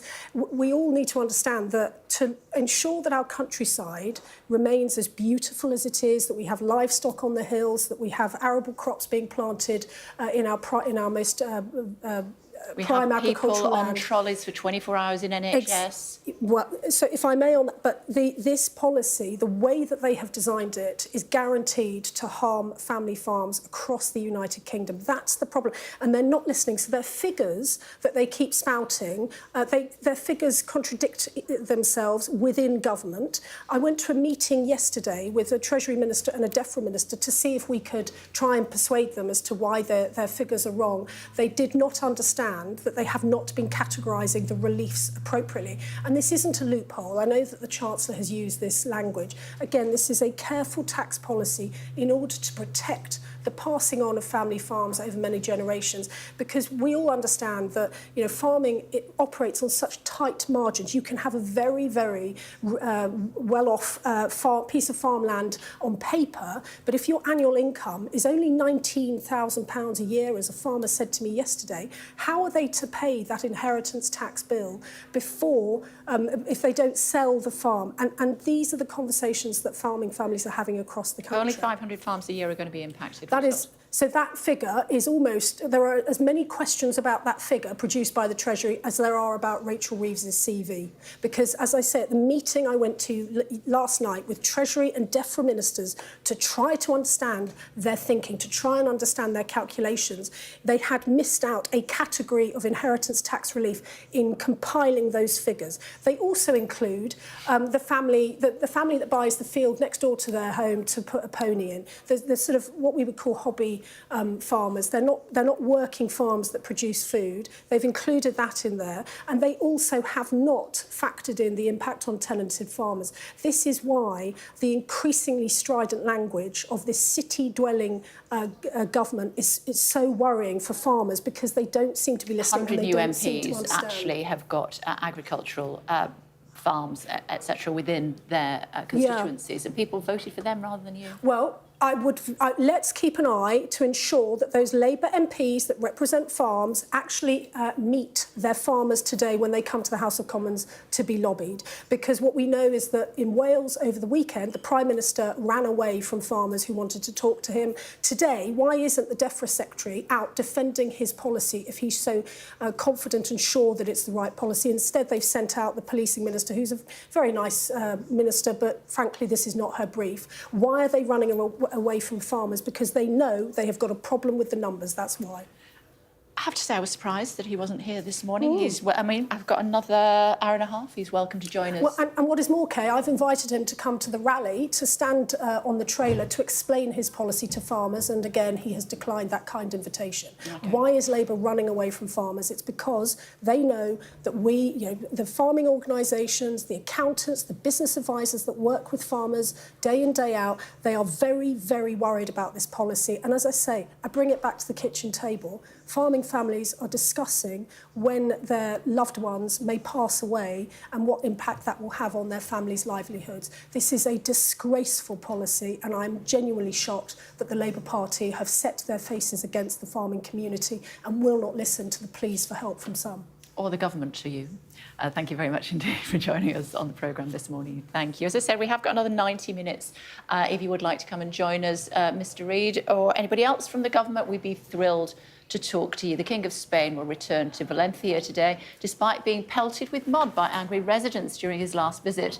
It's after more than 200 people were killed in powerful storms that brought flash floods to parts of eastern and central Spain. Let's speak to our Europe correspondent, shall we? Adam Parsons, who is in Valencia for us today. I can't even begin to imagine the challenges facing those poor people. Good morning to you, Ed.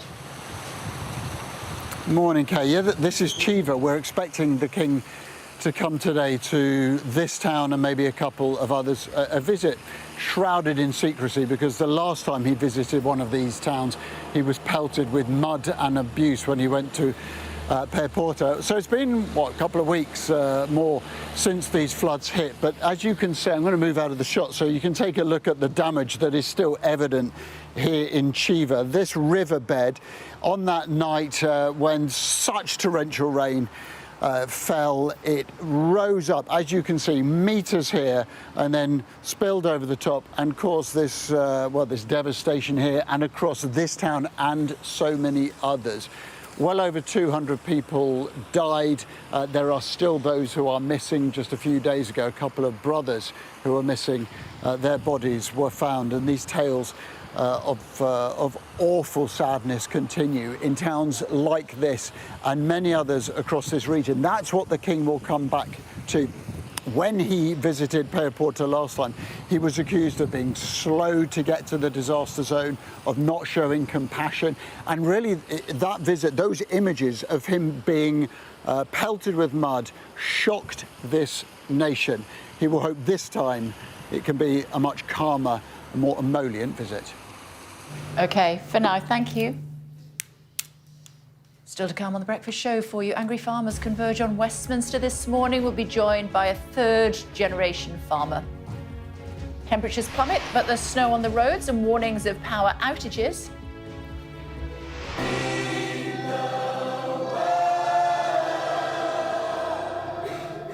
Why Ed Sheeran wishes he wasn't on the 40th anniversary version of Band-Aid.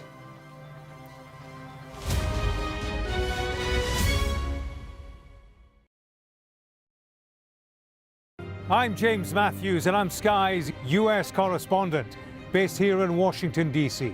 Donald Trump, it would appear, is about to learn his fate. There's no doubting the strength of this hurricane as it roars through. Sky News, get the full story first. Do you fear a fourth indictment? He's from Sky News. He's from Sky News. He's entitled to ask me questions.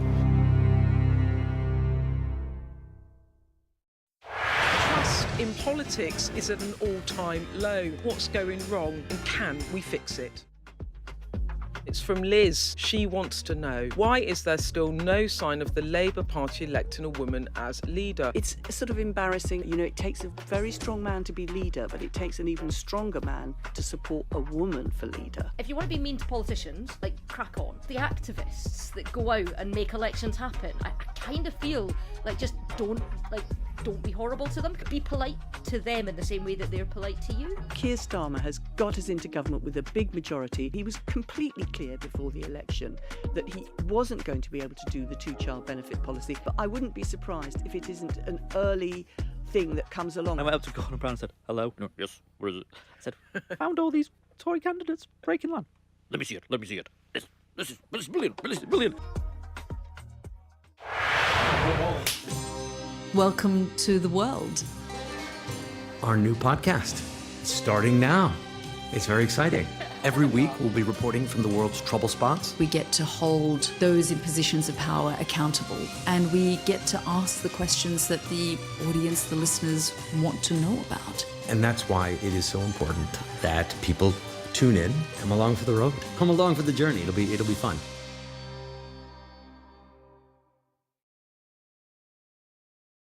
Play Sky News. From the Sky News Centre at 7. Now that you're up to date, we can go into a bit more detail. Things can change incredibly quickly. Taken by surprise. Have you ever known a moment like this in British politics before? Yes. Cheers. We'll start with breaking news. Let's get the latest on the ground. So, by the end, we'll hopefully all understand what's going on in the world just that little better.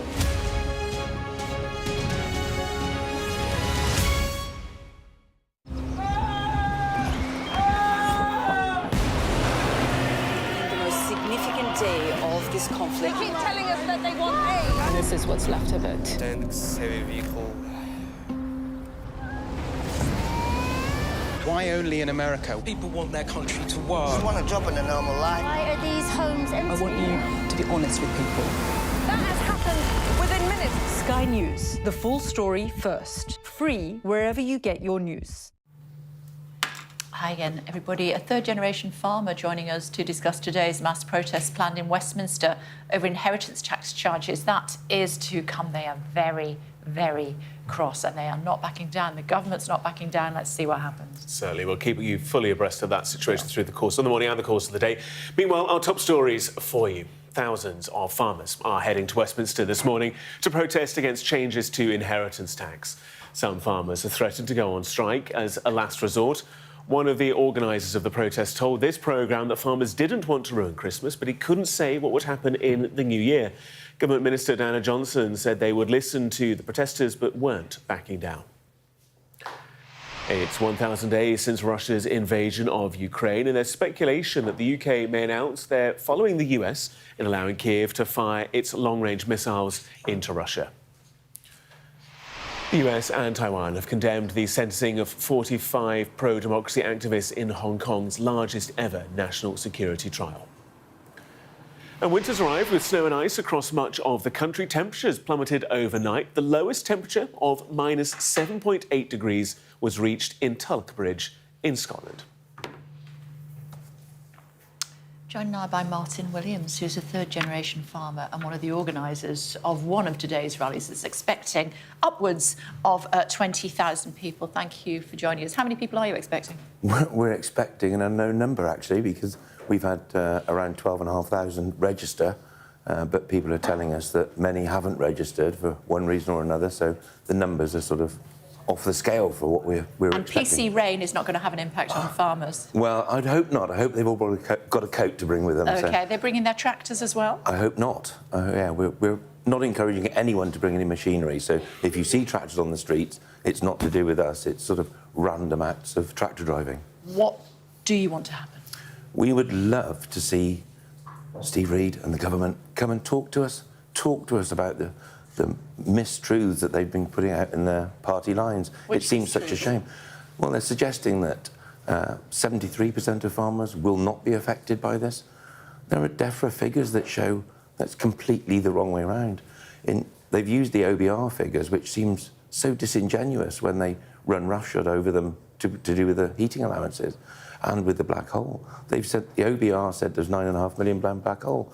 They run roughshod over that. Now they're standing behind OBR figures in the farming tax business. It just does not make sense. They are not telling the truth. They say they're not going to back down. They say they're not, but who knows what they may say until the whips change their mind. What are you going to do to try to make them change their minds? I think today will be a peaceful march, and we've endeavoured to make it as quiet and respectful as possible. There are a lot of splinter groups, a lot of farmers outside that are very, very angry, and they would like to take more action. We don't want that. We would rather just have a dialogue. Most wars end around a table, don't they? This isn't a war. This is just a dialogue that we're asking for. And I think that's only fair. We're only asking a government to listen to the figures. They're not listening at the moment. What other options are available to you? They're suggesting in their reports that 500 farmers may be affected per year. 5 farmers have organised this event. So that means there's another 5 behind them and another 5 behind them. So there are 100 times this march before the people that have nothing to lose, because they've lost it already in the budget, run out. That is quite a strong statement.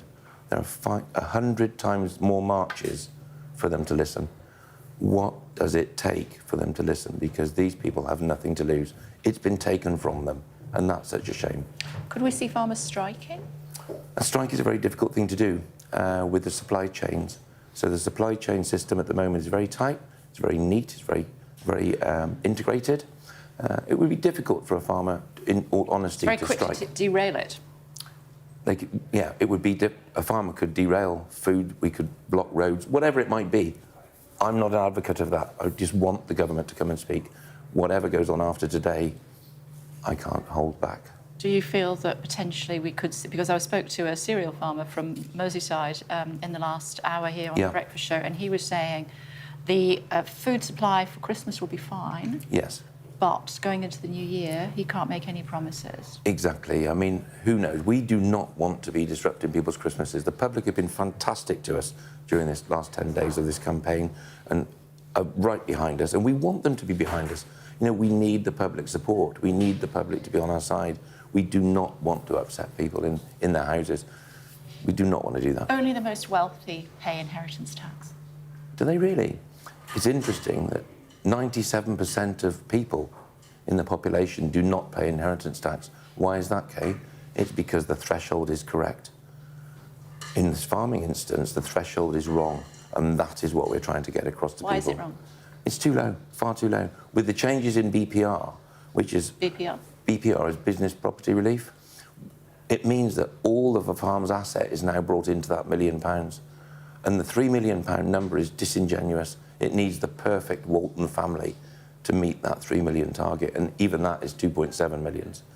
It doesn't work. That threshold is not right. The system is not right. Do you feel that you have been lied to? I do, yeah, absolutely. Right up until the budget was announced, all unions, all the farmers were told this is not going to happen. It was brought out of the budget. It was quite a shock. And when people get up in the morning on the budget day with the correct tax system working for them, and by lunchtime they've had that taken away, it just seems criminal. It's morally wrong to put people better off being dead by 2026 than to stay alive. That is wrong, and a government shouldn't do that to a population. Let's see what happens later on today, Martin. Good to see you. Thank you very for taking much. the time. Thank you. And just look at the side of your screen in just a sec. There we go. Look, Arctic blast. Winter is coming.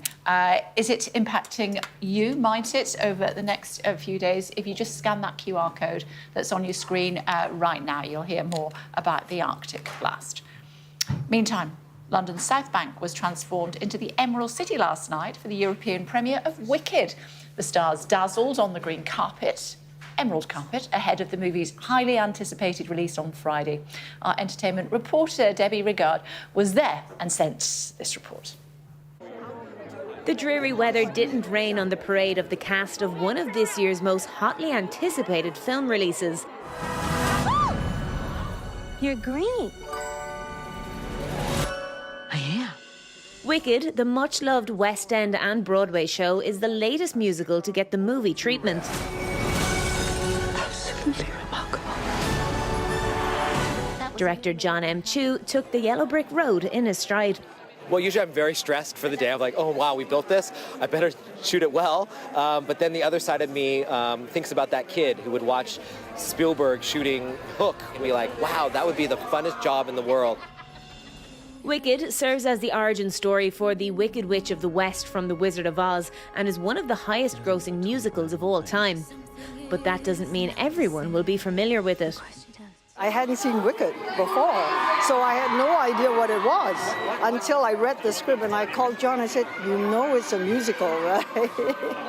I went to see it right away and I understood from not just watching the musical, but watching the audience and saw how they reacted to it, understood why it's such a legacy.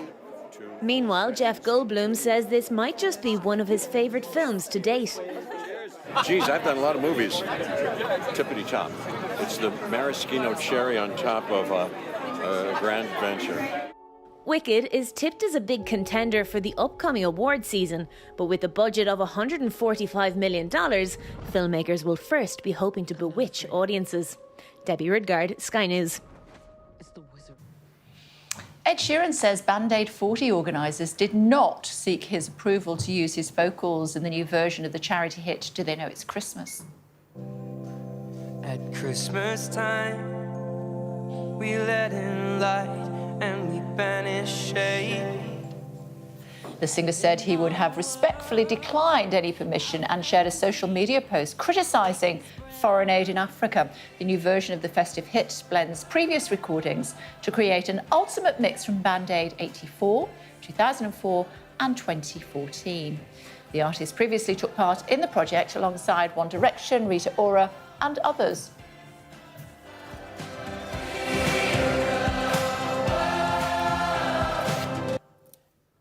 Oh, it's a bit brief, wasn't it? Still to come on The Breakfast Show for you. Temperatures plummet, there's snow on the roads and warnings of power outages. We'll have the latest on them.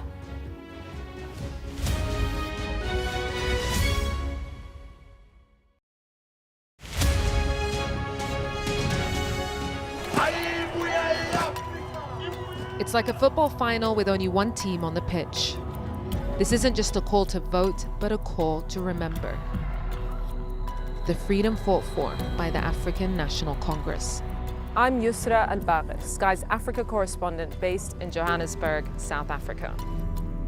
A cyclone and 2 burst dams wiped out hundreds of generational homes. This was the second dam that the floodwaters hit before it tore into Derna. We are in the heart of Nairobi and we're watching as protesters were heavily tear gassed. The sheer fearlessness and persistence of these guys is astonishing. We help you understand the world with us. I remember going into the iconic Durman market in the heart of Sudan's capital for the first time since the war started. And this is what's left of it. Bullet holes through buildings, shelled balconies, bullet cases on the floor. I witnessed the complete destruction of a place linked to my childhood memories and the lives of millions of people. This is insane. This was a bustling residential area. So many friends who lived here. My most memorable interview was with a 15-year-old boy who'd survived being stranded on a migrant boat on its way from Senegal to the Canary Islands. After 13 days, our food, water and fuel supply ran out. I felt awe when we saw the mountain gorillas in Rwanda. We call him the king of the jungle. This is the alpha silverback. Sky News. Get the full story first. Yusra Al-Bagher, Sky News. There's always more to the news than a headline.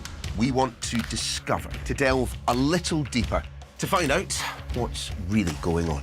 Explanation, analysis, the people at the heart of every story.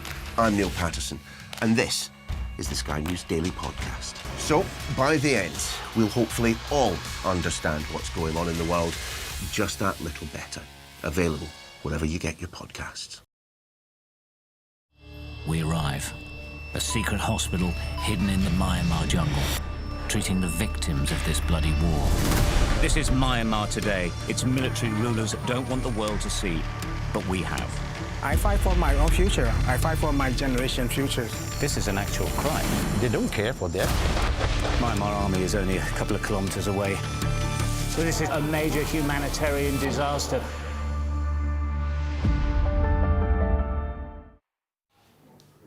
Hello again, everybody. Snow has swept across the UK overnight, with snow now being seen in parts of London as well. Joining us is senior presenter at the Met Office, Aidan McGivern. Hi, Aidan. What's going on? No snow where I am in Devon. It's just rain here. But yeah, we've seen this Arctic wind across northern parts of the UK and an area of rain sweep in from the Atlantic.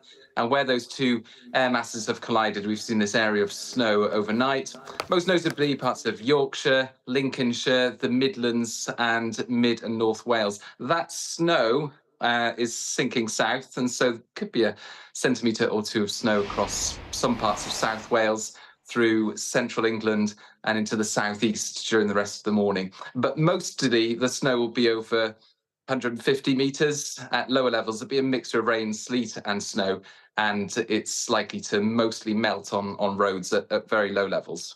What's the forecast? Forecast is for it to stay cold over the next few days.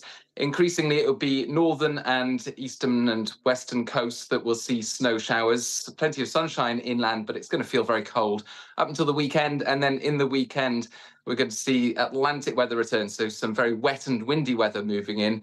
A transient period of snow across central and northern parts of the UK as that happens on Saturday. OK, so, as you say, getting chillier. It's a way out, but you know I'm going to ask you what it's going to do for Christmas, don't you?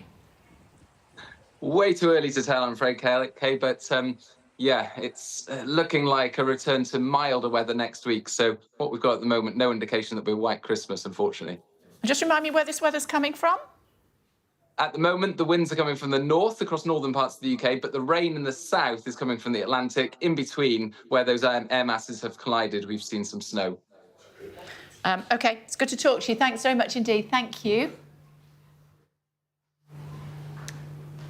Well, charities have warned about the impact of the cold weather on society's most vulnerable people, as the Age UK is saying the loss of the winter fuel payments has caused many older people to be extra fearful about turning on their heating this winter.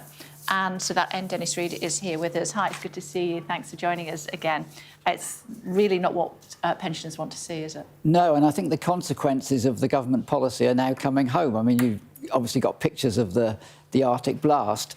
Well, this is a real problem for older people. It's a life-threatening problem for older people.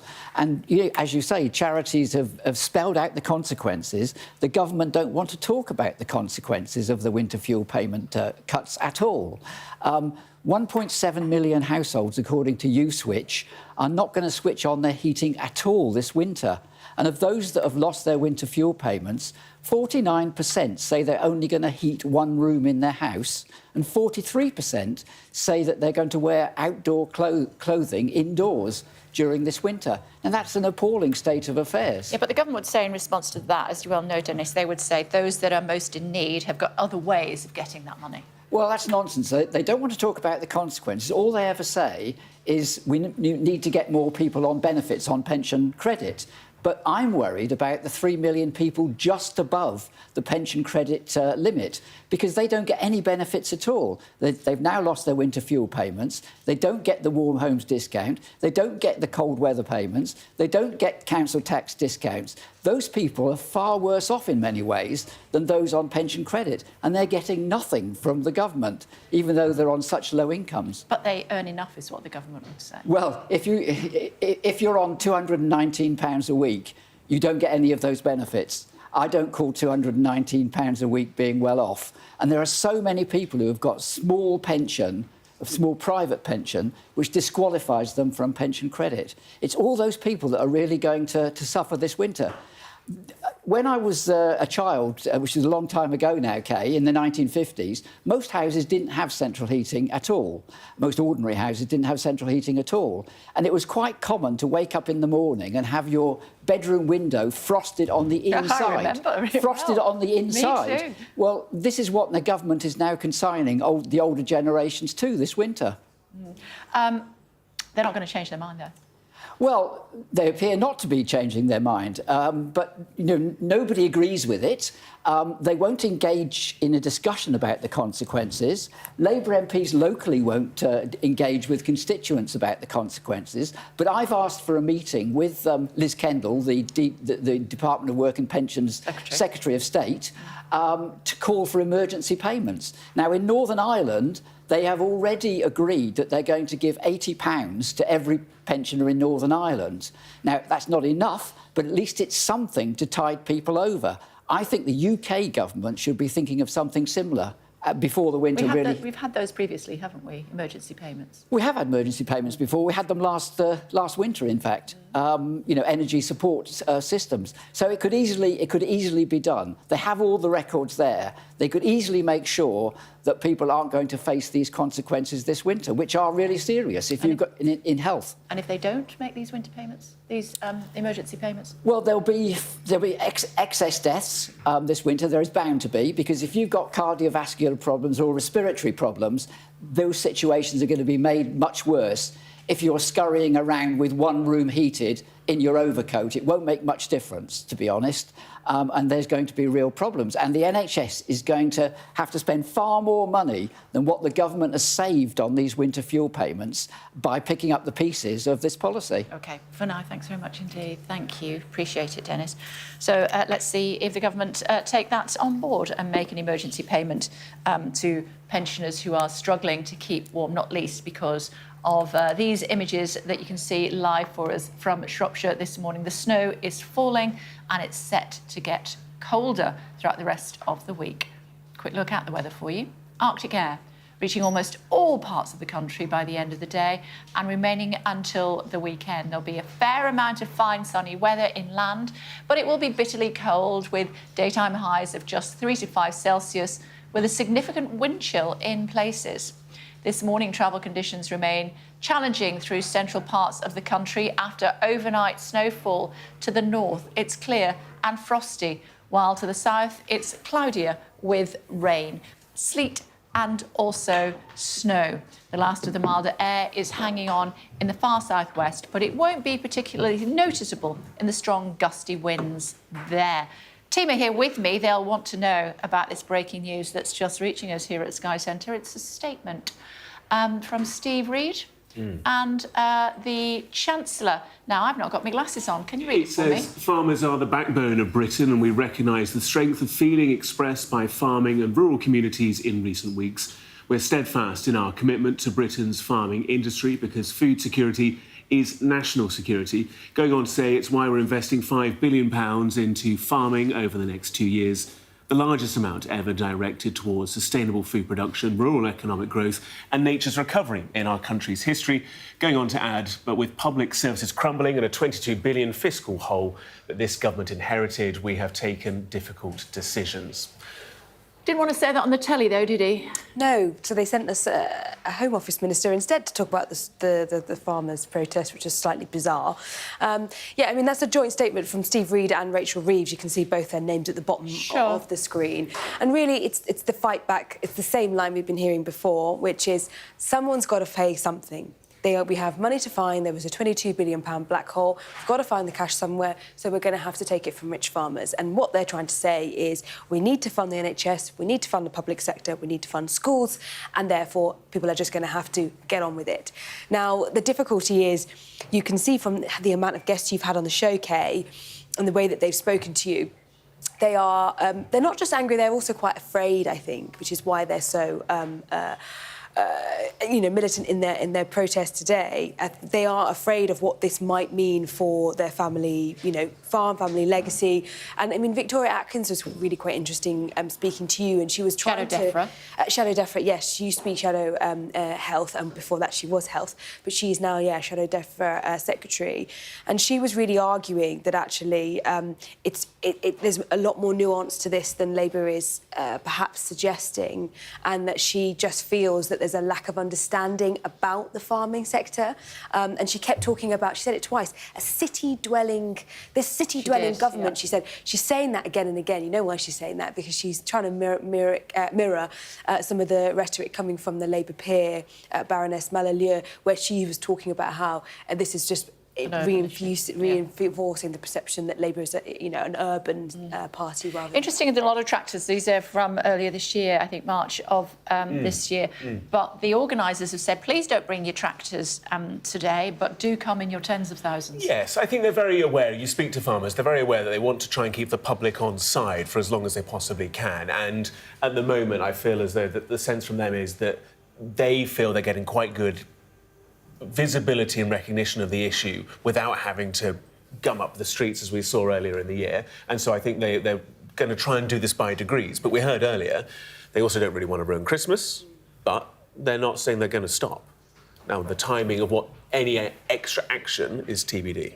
Yeah, and also one of the organisers said this is the first protest. There could be 100 protests. We are not going to back down. Just hearing there from the government, from the Chancellor, and also the DEFRA Secretary, although he was not available to come on the programme live today, they have issued a statement basically saying, Hajis, you who own the most valuable farms have to pay your fair share. How's it going to end? Don't know, but I do know that we'll be covering the protests in just a few moments here on Sky.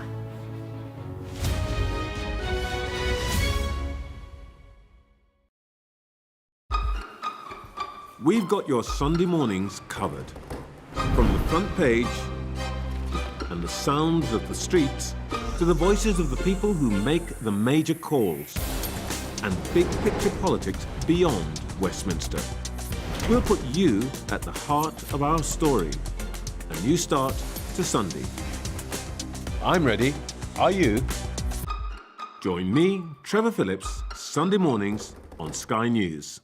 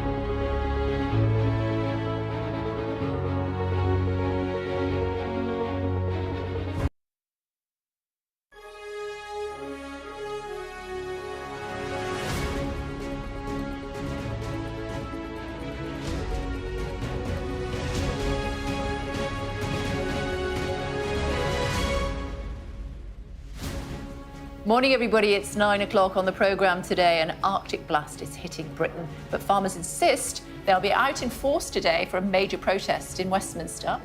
The government say they won't back down. In the last few minutes, the Chancellor has issued a statement telling wealthy farmers they have to pay their fair share to support schools and the NHS. Plus, two global stars join us here in the studio, the actor Michael Sheen and the musician Jason Derulo. Stay with us for both of those. It's Tuesday, the 19th of November.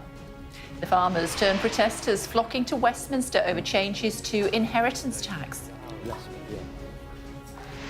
This industry has been betrayed. They said they wouldn't make this change, and suddenly they've gone ahead and done it. I'm not sure we particularly set out a promise around this issue. You did. Well, that's not my understanding. Well, you did. OK. Also ahead, fury in Moscow and the threat of a tangible response if US missiles are used against Russian territory. Plus, winter is coming, temperatures plummet, there's snow on the roads, and more than 1,000 homes are without power. You're green. I am. The stars dazzle on the emerald carpet for the premiere of Wicked.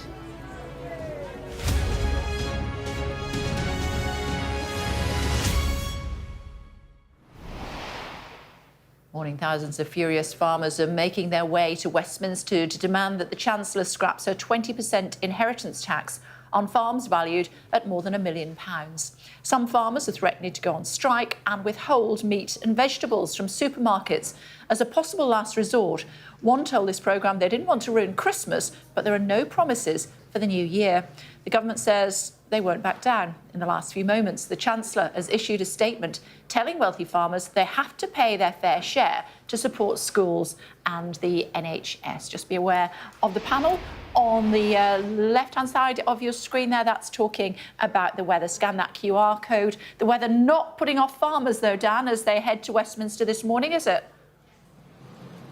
Morning, Kate. No, it's been sleeting, it's been raining all morning. Maybe starting to ease now, but it will not put off the farmers. They are coming from all four parts of the UK. We know of coaches coming from the bottom of Cornwall, from Northern Ireland, Scotland and Wales. There's 100 or so farmers here. It doesn't start till 11 o'clock, but we've heard of tractors rolling into the outskirts of Westminster. They are coming down here outside the gates of Downing Street to protest against this inheritance tax proposal in the budget. Thousands of them are very angry. The government says it's only going to affect less than 500 of the biggest and wealthiest farms. The NFU and farming groups saying, look, that is simply not the case. It will be thousands of smaller working farms who will be impacted by this and simply won't afford to farm any more. We spent the week with some of those farmers making the journey down to the capital.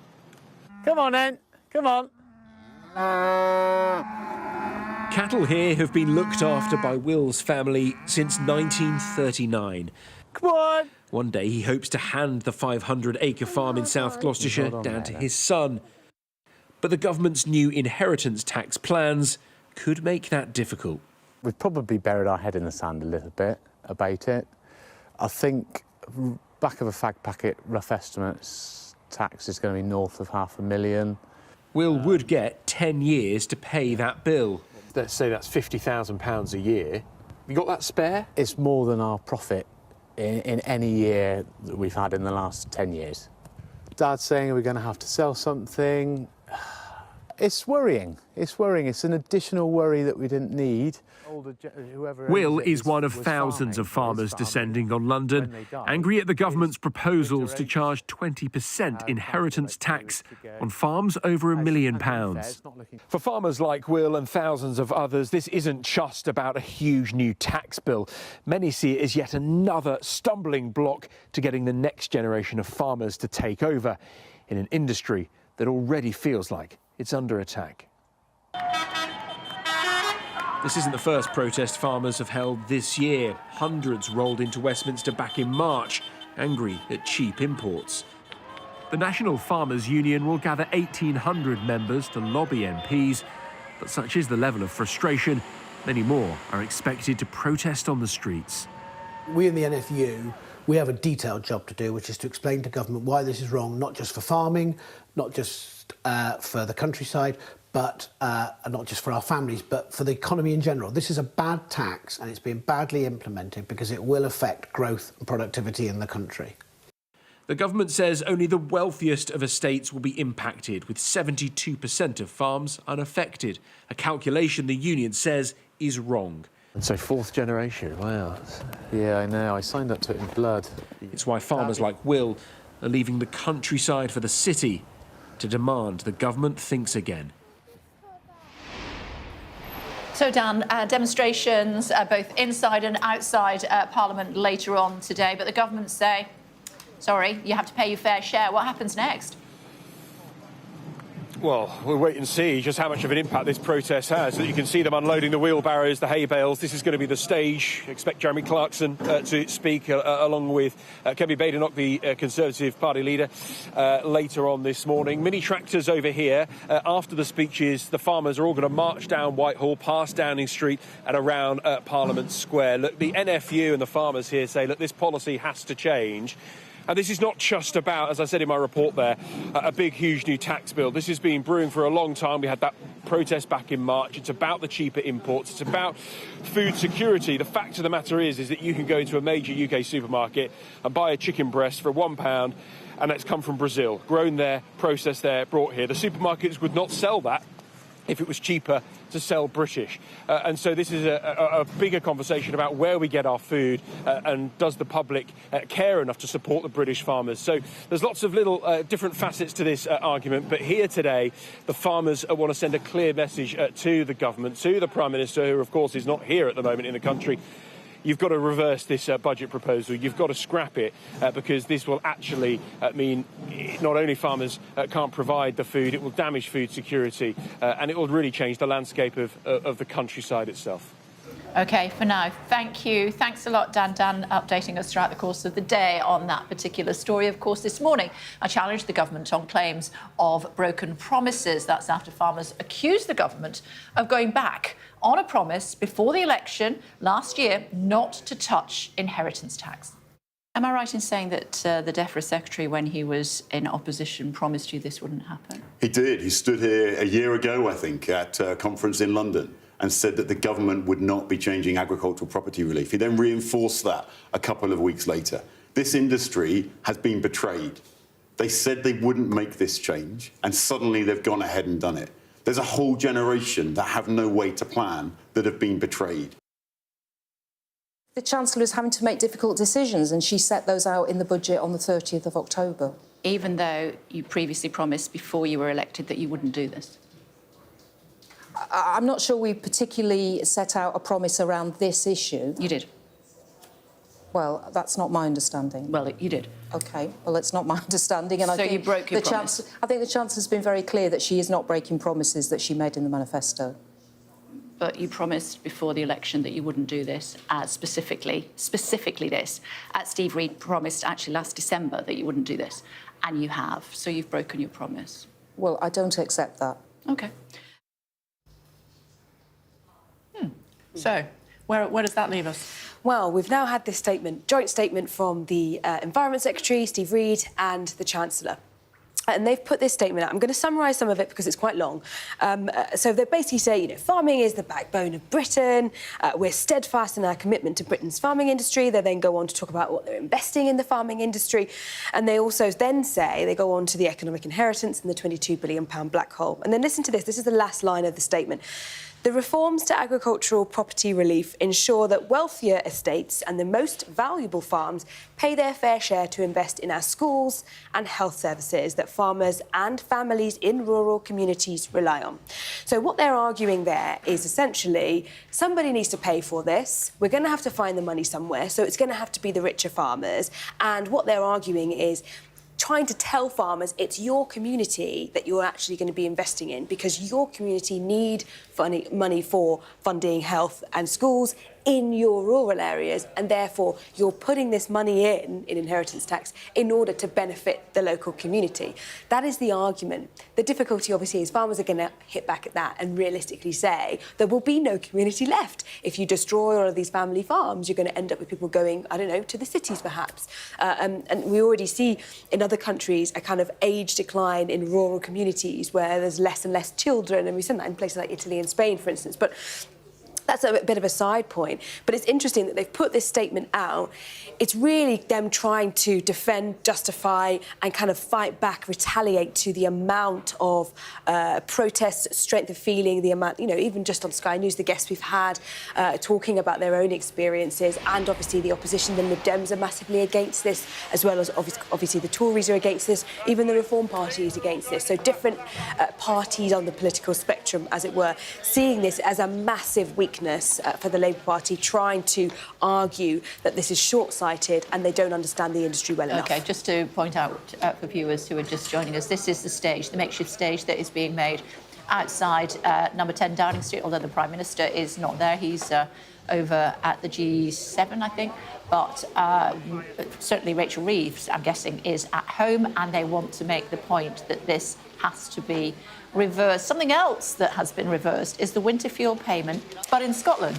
Yes, very interesting. So let me give you this statement from Anna Sarwar. There's going to be Scottish elections next year.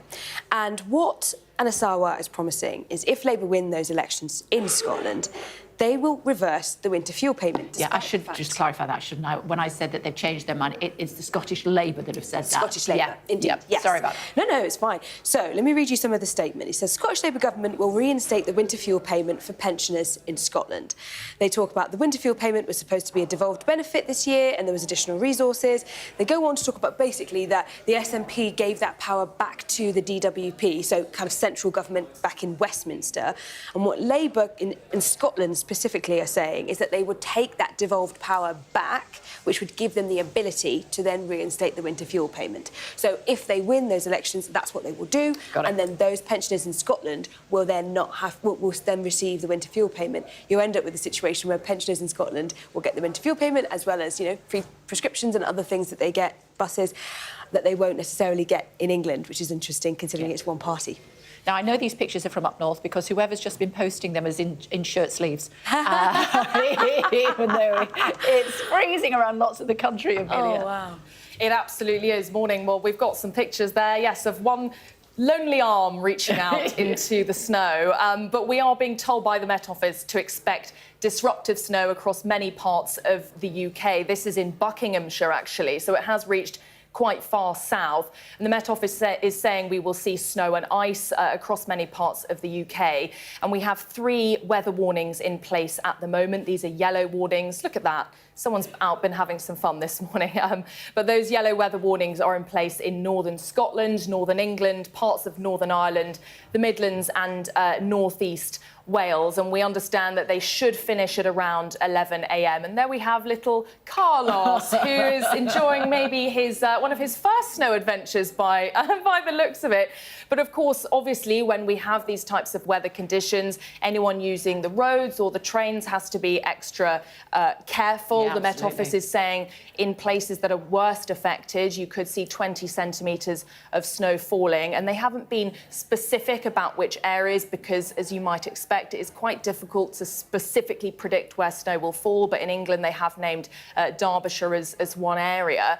But we are going to see temperatures continue to be low into next week, much lower than we would see normally for the average November, and nighttime below freezing. Goodness.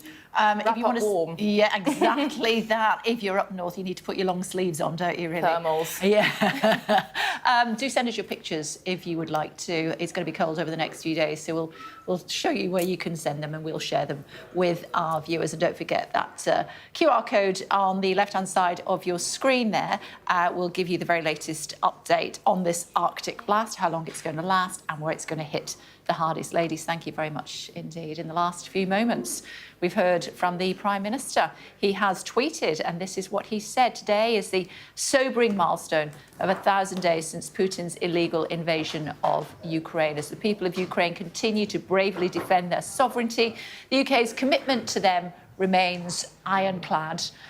And another worrying development in the last few moments, the Russian President Vladimir Putin has signed a new doctrine, lowering the threshold for the use of nuclear weapons. Let's get our chief correspondent, Stuart Ramsey, to comment on that for us. He's in Kiev for us today. 1,000 days. You were there 1,000 days ago. This is a worrying development.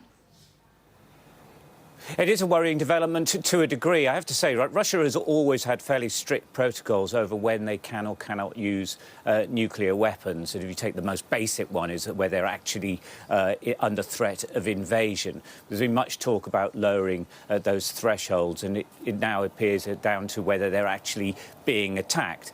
And this is, of course, is it saber-rattling? Well, you can't tell for certain. Certainly it's something that the Biden administration will have been weighing up and considering when they finally agreed to allow long-range weapons to be used against Russia by Ukraine into Russia itself. But they've limited it to one area, the Kursk area.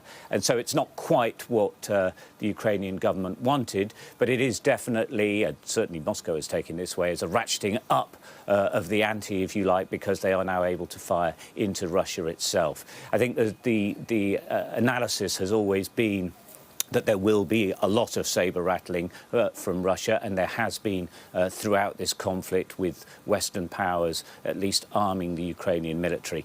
At the moment, it hasn't come to anything more than that, and of course we know that the various spy agencies keep a close eye on the nuclear facilities, the nuclear abilities of Russia, and if they start seeing weapons being moved, then you might have another analysis about exactly what it all means. OK, for now. Thank you, Stuart. Thank you. Farmers gathering. We weren't going to send you there, but obviously the weather's keeping them back in the dry just for a few minutes. I think about 11 o'clock it starts? Yes, 11 o'clock or so. Speeches from about 11:30. Obviously, as well, inside Parliament, the National Farmers Union with their members, meeting with parliamentarians. Outside, different group, potentially tens of thousands. So being spoken to, I should say, being talked to by Jeremy Clarkson? Jeremy Clarkson is said to be arriving in due course. So we'll bring you all the details of that through the course of the day. We're also going to bring you the day's other top stories now. We'll start with Hong Kong, where dozens of pro-democracy activists have been given long jail sentences. At least 45 activists have been jailed in Hong Kong's largest ever national security trial. They've been given sentences of between 4 and 10 years. That's after being accused of attempting to overthrow the territory's government. A technical issue at British Airways has caused the major delays to thousands of passengers, which left some people stranded on the tarmac at multiple airports. Reports suggested that dozens of flights were grounded and that communication systems were affected. For its part, the airline has now said that the issue has been resolved. 4 suspects have been identified by police investigating possible criminal charges in the post office scandal. Sources have told Sky News that among the offences being considered are perverting the course of justice and perjury. Hundreds of sub-postmasters were wrongly accused of stealing from their branches due to faulty software causing accounting errors. And the Queen's been left heartbroken after the death of her dog and much-loved companion, Beth. Camilla adopted the Jack Russell Terrier from Battersea Dogs and Cats Home. Buckingham Palace posted the news on social media alongside a montage of images of the Queen's pet. Poor doggy. Over the Rainbow Bridge. Thoughts with Her Majesty, who's recovering from a chest infection as well. Baroness Mallalieu is here with us. Hi. It's good to see you. Thanks for joining us. You're supporting the farmers. Why? I am. I am a farmer in a very small way, not affected by what's about to happen. Because I think this has been a very, very badly thought-out policy. I think it's hit the wrong people, and people who the government say they had no intention of hitting. I think they have got to sit down and sort out a policy which actually can work, both for them and for the farming profession, or we'll see an end to the small family farms within 50 years. But the government would say rich farmers, because you're only the top 3-4%, depending whose figures you use, pay inheritance tax. You have to be a multimillionaire, basically, to pay inheritance tax.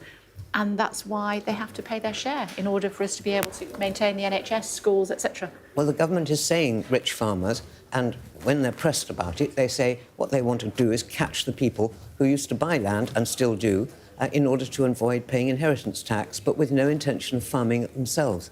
Those people are in a very different category, and I think there's quite a good argument for doing something about that. What they've done is to pitch it so low as a result of doing it very hastily and without even conferring with DEFRA, their own department on farming. No consultation, no impact assessment, no discussion at all with people within the industry. And I'm afraid the Treasury is clearly quite out of touch with what is going on in rural Britain. And I'm afraid that means the government is too.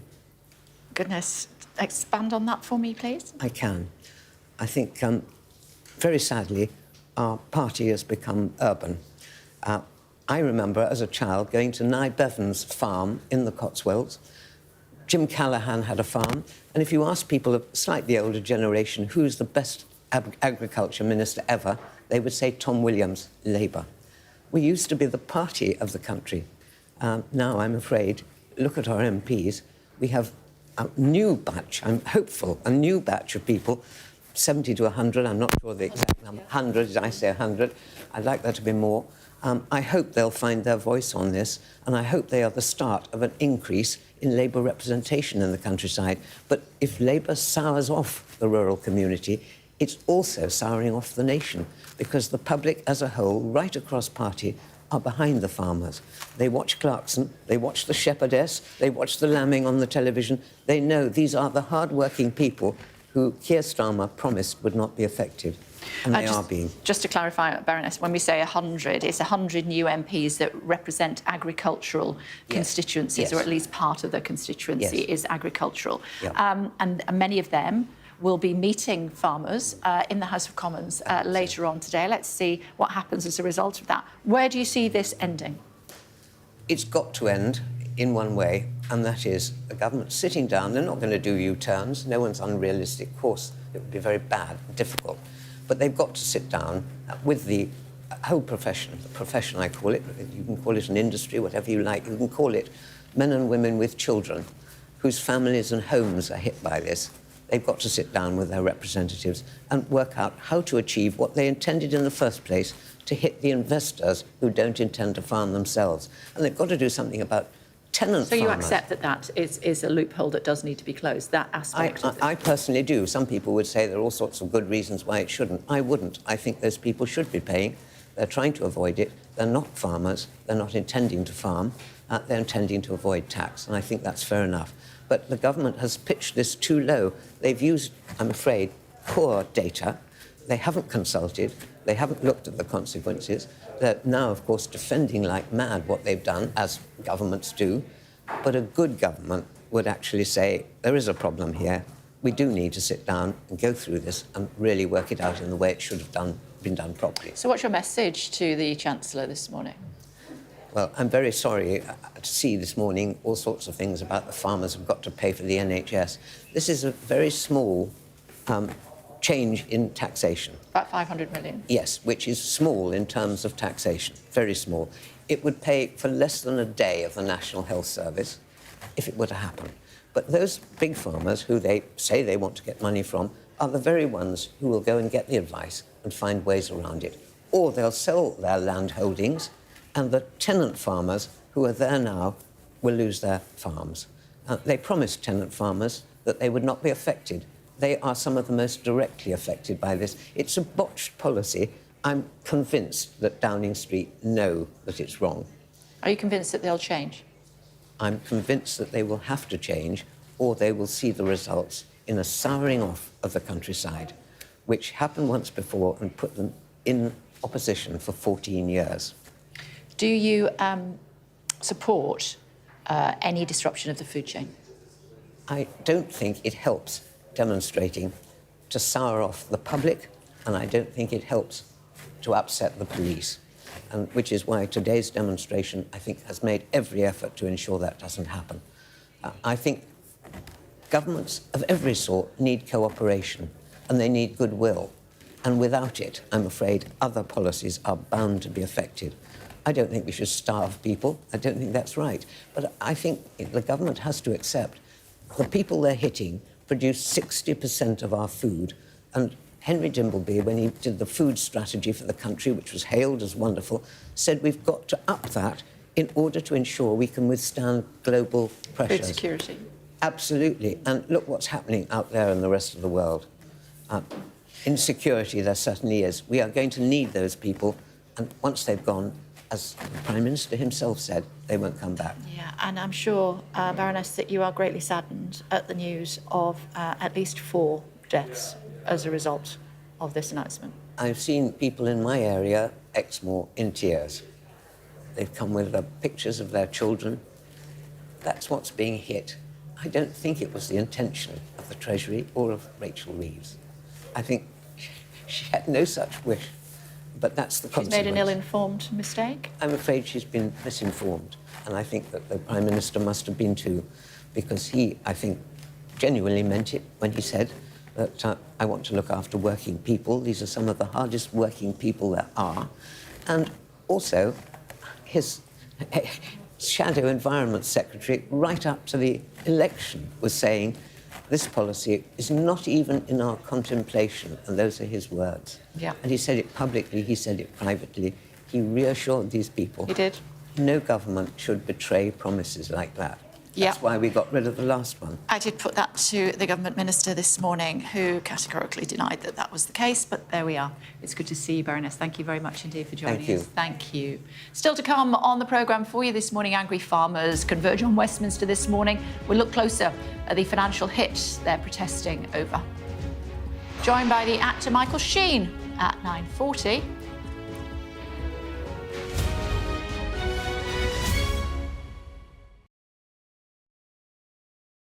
I'm James Matthews, and I'm Sky's US correspondent, based here in Washington, D.C. Donald Trump, it would appear, is about to learn his fate. There's no doubting the strength of this hurricane as it roars through. Sky News, get the full story first. Do you fear a fourth indictment? He's from Sky News. He's from Sky News. He's entitled to ask me questions.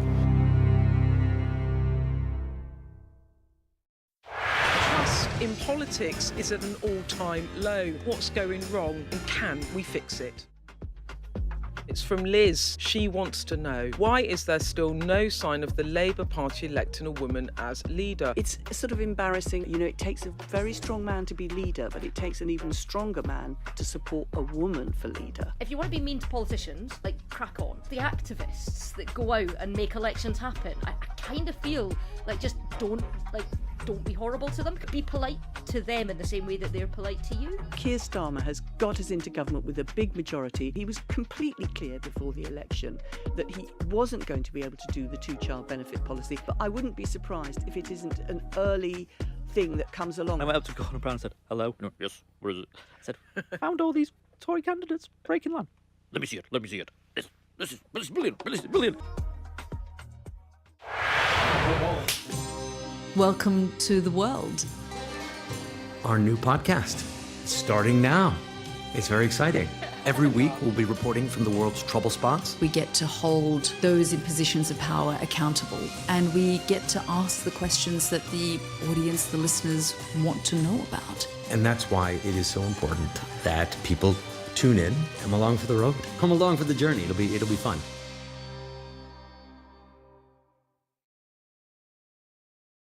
Play Sky News. From the Sky News Centre at 7. Now that you're up to date, we can go into a bit more detail. Things can change incredibly quickly. Taken by surprise. Have you ever known a moment like this in British politics before? Yes. Cheers. We'll start with breaking news. Let's get the latest on the ground. So, by the end, we'll hopefully all understand what's going on in the world just that little better.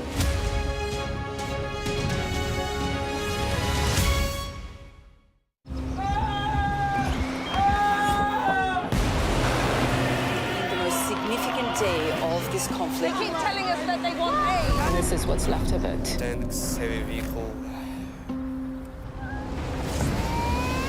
Why only in America? People want their country to work. You want a job in a normal life. Why are these homes empty? I want you to be honest with people.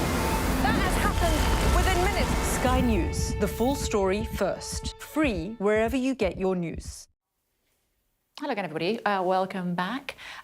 More now on today's major protest by farmers in Westminster. Paul is here to talk us through some of the numbers. Morning. Morning. Inheritance tax. Yes. Nobody likes it. No. Until now, not something farmers have had to worry about. So let's have a little look at why. Please. They benefit currently from two reliefs, as they know. 100% tax relief on two categories that apply to farming. Agricultural property relief, pretty self-explanatory. Land, farm buildings, woodland, perhaps. And business property relief, which includes crops, livestock, machinery, crucially, holiday lets that you've converted from cottages and the like. And when you pass on an estate, you can claim all of that completely inheritance tax-free. Rachel Reeves wants to change that, as we know. She'll give some thresholds, some relief to a certain level. Everybody will get £1 million. That can go up to £1.5 million because we all get around £500,000 of inheritance tax relief. Right. If a couple that's married are passing on a farm, it could be, up to, if it's exactly right, £3 million. Above that, they'll pay 20%, so half the normal rate, and they'll have 10 years to pay it. Now, the government says this is going to affect a very small number of farms, maybe a quarter of properties and just a few hundred a year. Now, where do they get that number from? There are a lot of numbers here, but don't panic. Agricultural property relief, these are actual claims from estates that were passed on in 2021, and they're banded by the value of the estate, so we can work out roughly where the inheritance tax might fall. We're looking at above £1 million. Yeah. And if you add up those bottom three columns, you get to this, just 462 claims in a year, so that's actual deaths and estates. Seems fair. It seems fair, but that's the number of actual claims. It's not the number of farms that might be exposed, and the National Farmers Union say this number is way too low, and they use different figures, also government figures. Let's take a look at these. These are from the Department of Environment. This is the proportion of farms by size of the estate. Look, 10% less than £250,000. Look at that black bar at your end. Yeah. Nearly half are worth more than £1.5 million. Yeah. So they are potentially exposed. And the challenge for farmers, as you've been hearing all morning, is while they might be asset rich, remember those reliefs, we've got the land, but once you add in the machinery, £250,000 for a combine harvest, etc., you can quickly get above £1.5 million, so you're asset rich, but they are cash poor. So even if you've got 10 years to pay £20,000 a year, where's that money going to come from? Look at this. This is really chastening, I think. This is farm business income. This is for cropping farms, so horticulture, cereals and the like, over the last 3 years. Look, last year, nearly £100,000 was the average income, not profit, money coming through the door. Look at last year, less than £50,000. It's been a dreadful year on the farm. You're only bringing in less than £50,000 on average through the door before you account for a profit, and you've got a big tax bill annually. You've got to think, where is that money going to come from? And that is where, without tax planning, there are ways around this. You can pass estates on 7 years early, you can get life insurance, but that's why some farmers are saying they're going to have no choice but to sell land to pay the tax man, and that is the threat to the multi-generational family farm passing down through the generation. Goodness, and that's why the farmers are protesting. And that is why today. They're in London today. Yeah. They've got the fields of the streets in numbers. Yeah, tens of thousands. Jeremy Clarkson is likely to address them just outside the doors of Downing Street. The gates just outside there. We'll, of course, bring that to you. Thanks very much indeed, Paul. Thanks. Thank you. Still to come on The Breakfast Show for you. The National Lottery has raised more than £50 billion for good causes and turns 30 today, joined by Michael Sheen, actor and National Lottery Ambassador, at 9:30. Jason Derulo will be here chatting new music and the future of the industry. That to come in just a moment.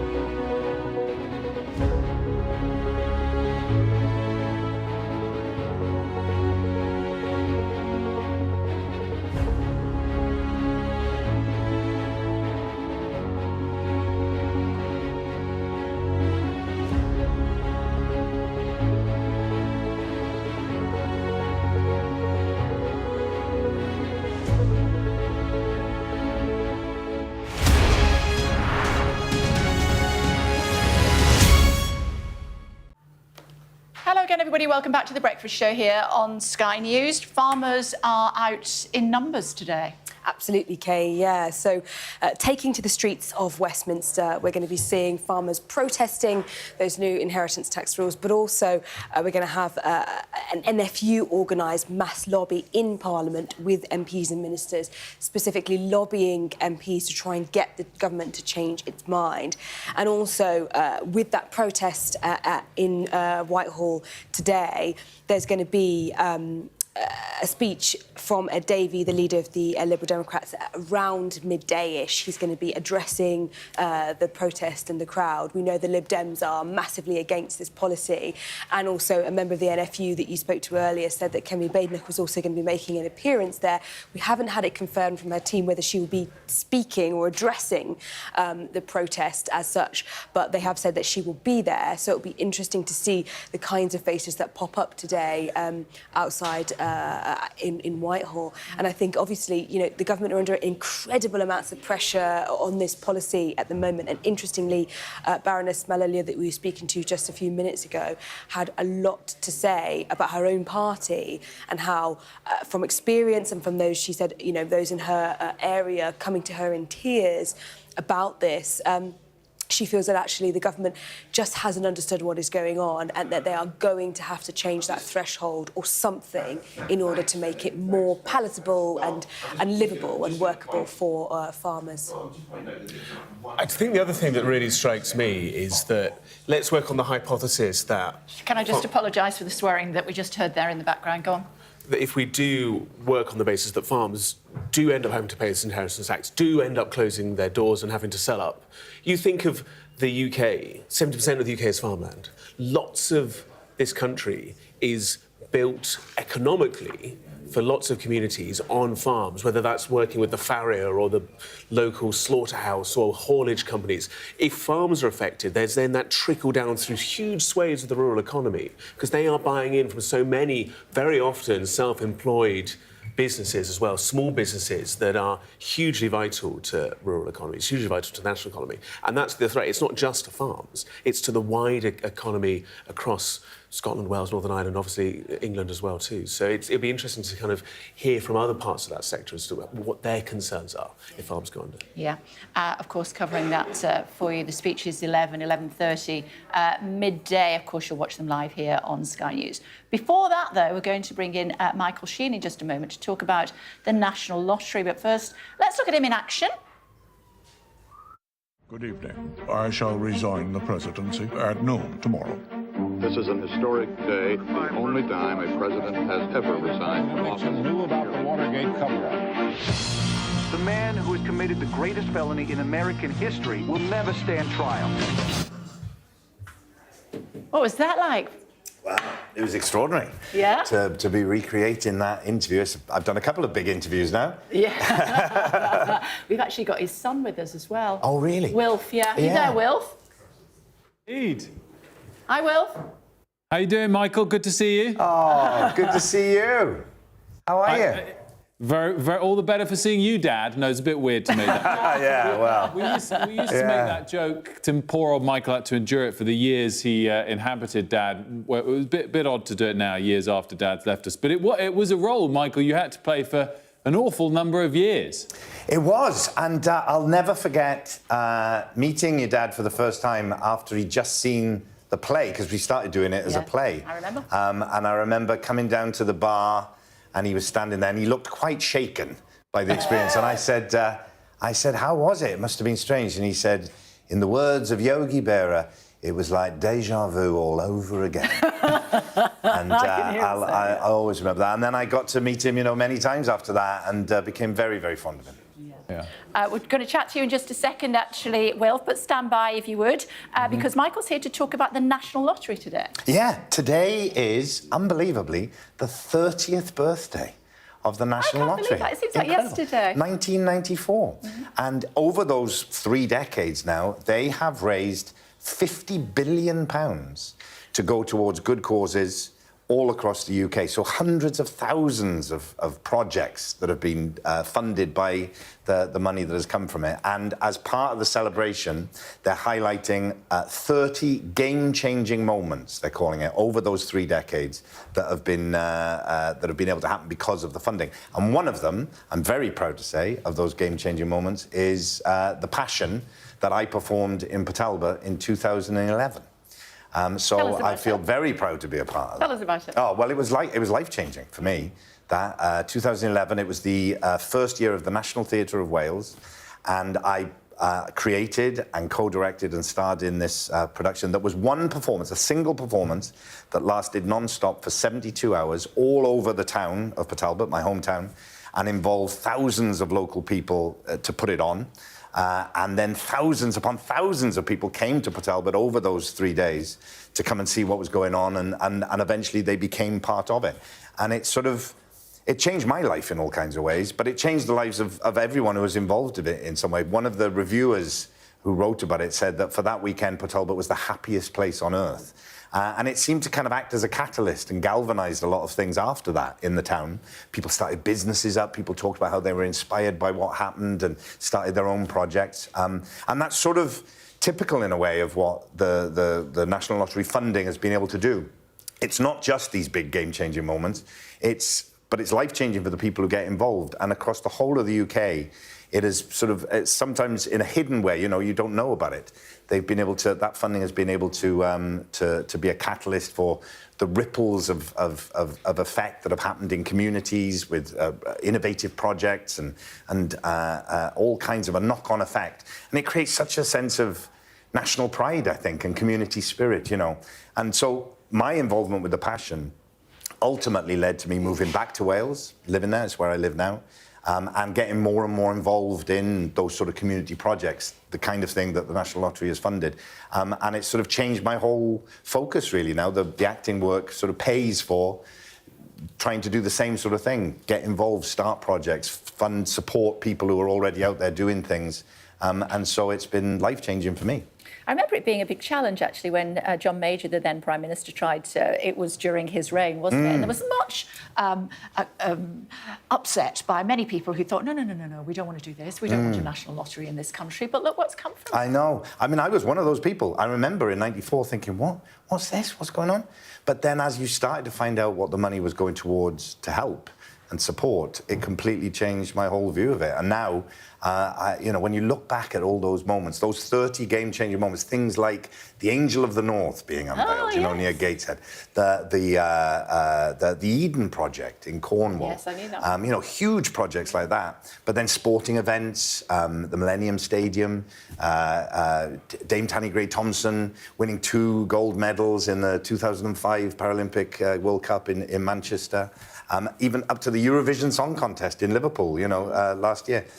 These are extraordinary events that have been able to happen because of that funding, as well as all those very grassroots projects as well. So it's an extraordinary thing, I think, and one to be celebrated. What are you up to now? Well, I spent most of this year playing an Aidan Bevan in the National Theatre production of Nye, a play about him and bringing the NHS into being. And it was so popular, amazingly, that we're doing it again next year. So I'll be donning my pyjamas to play an Aidan Bevan again. I wonder what he would think of the NHS now.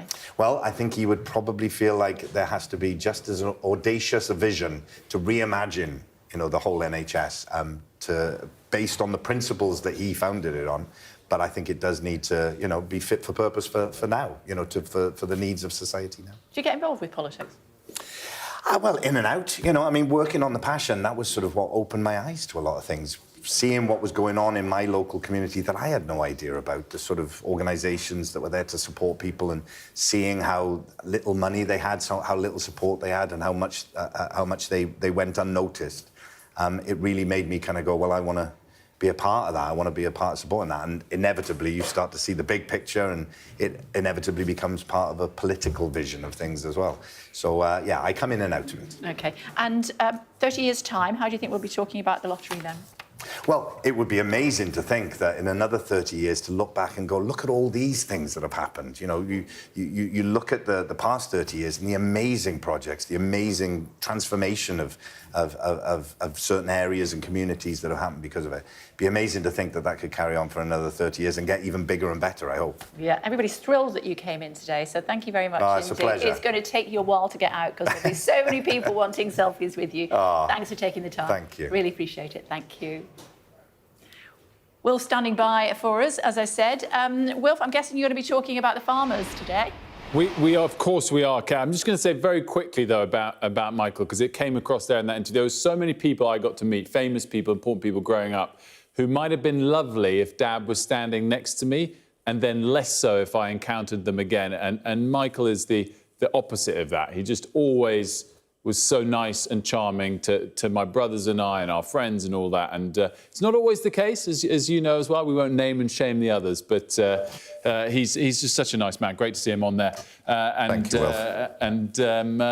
we'll be talking more about the farming. As you said, at the top of the 10, we've got a farmer joining us live. We'll be joined by the Shadow Farming Minister for Wales, James Evan, at 10:30, and building up to some of those keynote addresses you said from about 11 onwards. Of course, bad weather, but farmers know how to deal with bad weather, and it's not going to put them off. We're expecting big numbers, as you've been discussing all morning, Kate. Absolutely. I don't know how we're going to follow you. Oh, yes, I do. Jason Derulo's on the show. Well, you're going from someone with zero musical talent and rhythm to someone with it in abundance. So I think you've saved the best till last there. Well, let's see. Coming up in just a few moments. Thanks very much indeed, Wilf. Thanks. As I said, Jason Derulo coming up shortly.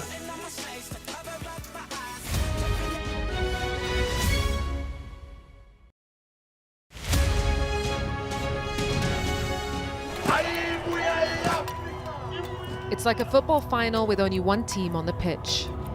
This isn't just a call to vote, but a call to remember. The freedom fought for by the African National Congress. I'm Yusra Al-Bagher, Sky's Africa correspondent based in Johannesburg, South Africa. A cyclone and 2 burst dams wiped out hundreds of generational homes. This was the second dam that the floodwaters hit before it tore into Derna. We are in the heart of Nairobi, and we're watching as protesters were heavily tear gassed. The sheer fearlessness and persistence of these guys is astonishing. We help you understand the world with us. I remember going into the iconic Omdurman market in the heart of Sudan's capital for the first time since the war started. And this is what's left of it. Bullet holes through buildings, shelled balconies, bullet cases on the floor. I witnessed the complete destruction of a place linked to my childhood memories and the lives of millions of people. This is insane. This was a bustling residential area. So many friends who lived here. My most memorable interview was with a 15-year-old boy who'd survived being stranded on a migrant boat on its way from Senegal to the Canary Islands. After 13 days, our food, water, and fuel supply ran out. I felt awe when we saw the mountain gorillas in Rwanda. We call him the king of the jungle. This is the alpha silverback. Sky News. Get the full story first. Yusra Al-Bagher, Sky News. There's always more to the news than a headline. We want to discover, to delve a little deeper, to find out what's really going on.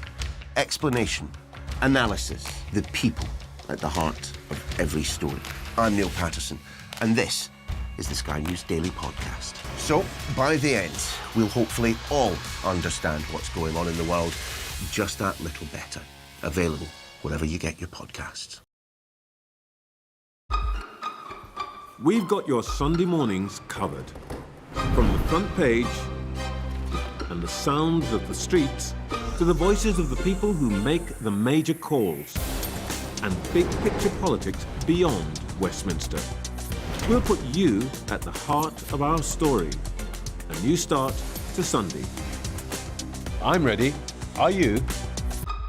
Join me, Trevor Phillips, Sunday mornings on Sky News. Just want to say hello, everybody. Welcome back. This was supposed to be my interview. I don't know what happened. Jason Derulo is here in the studio, and then suddenly everybody wants a piece of him. It's good to see you. And you've seen snow this morning. I sure did. It was beautiful. I'm Yeah. sorry you guys were at work already. We have to look at it out of the window, so it's not quite the same. Yeah, I got the window and the outside. The window is nice too, though.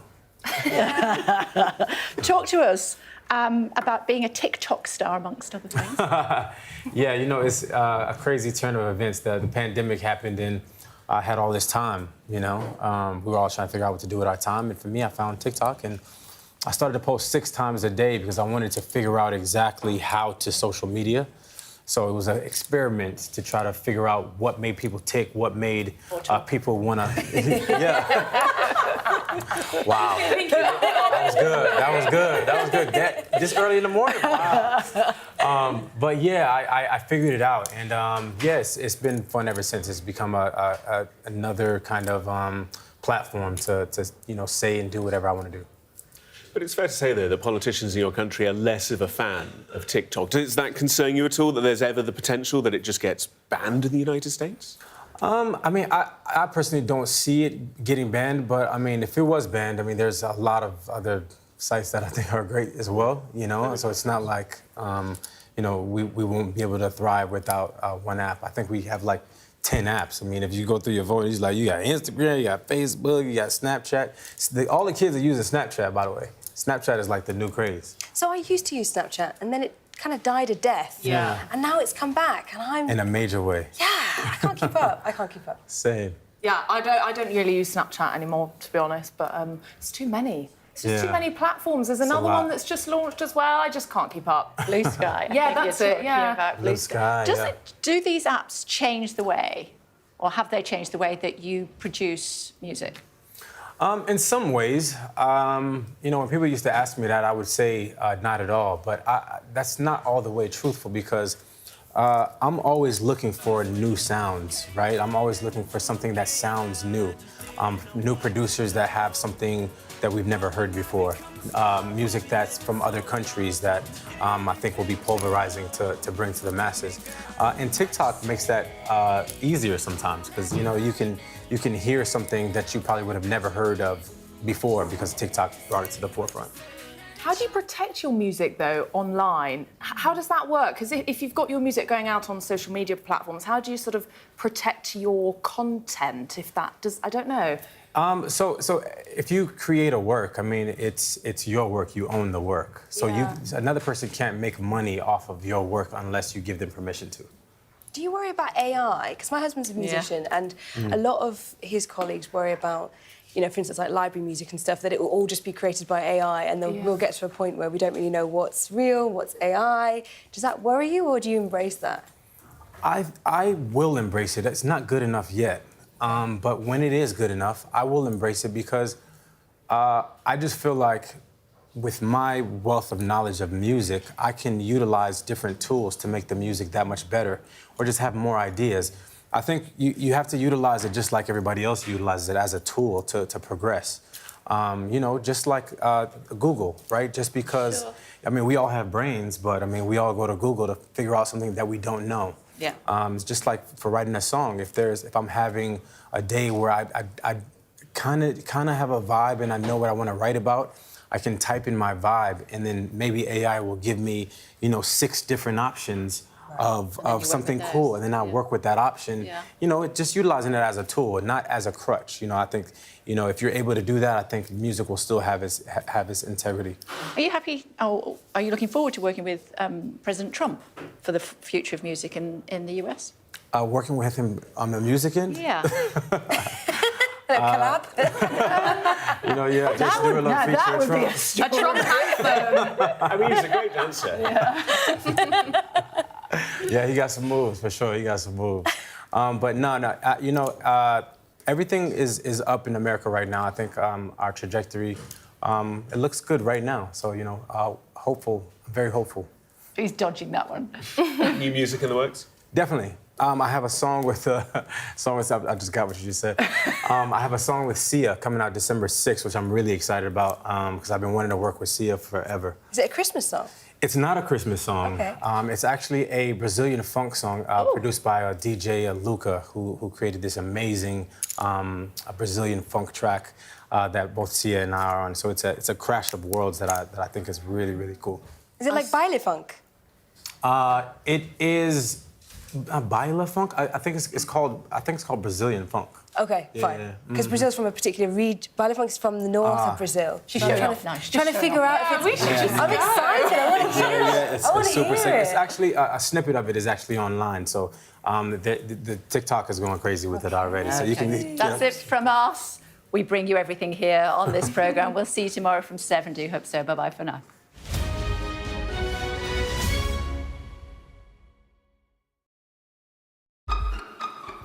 We've got your Sunday mornings covered. From the front page and the sounds of the streets to the voices of the people who make the major calls and big picture politics beyond Westminster. We'll put you at the heart of our story. A new start to Sunday. I'm ready. Are you? Join me, Trevor Phillips, Sunday mornings on Sky News.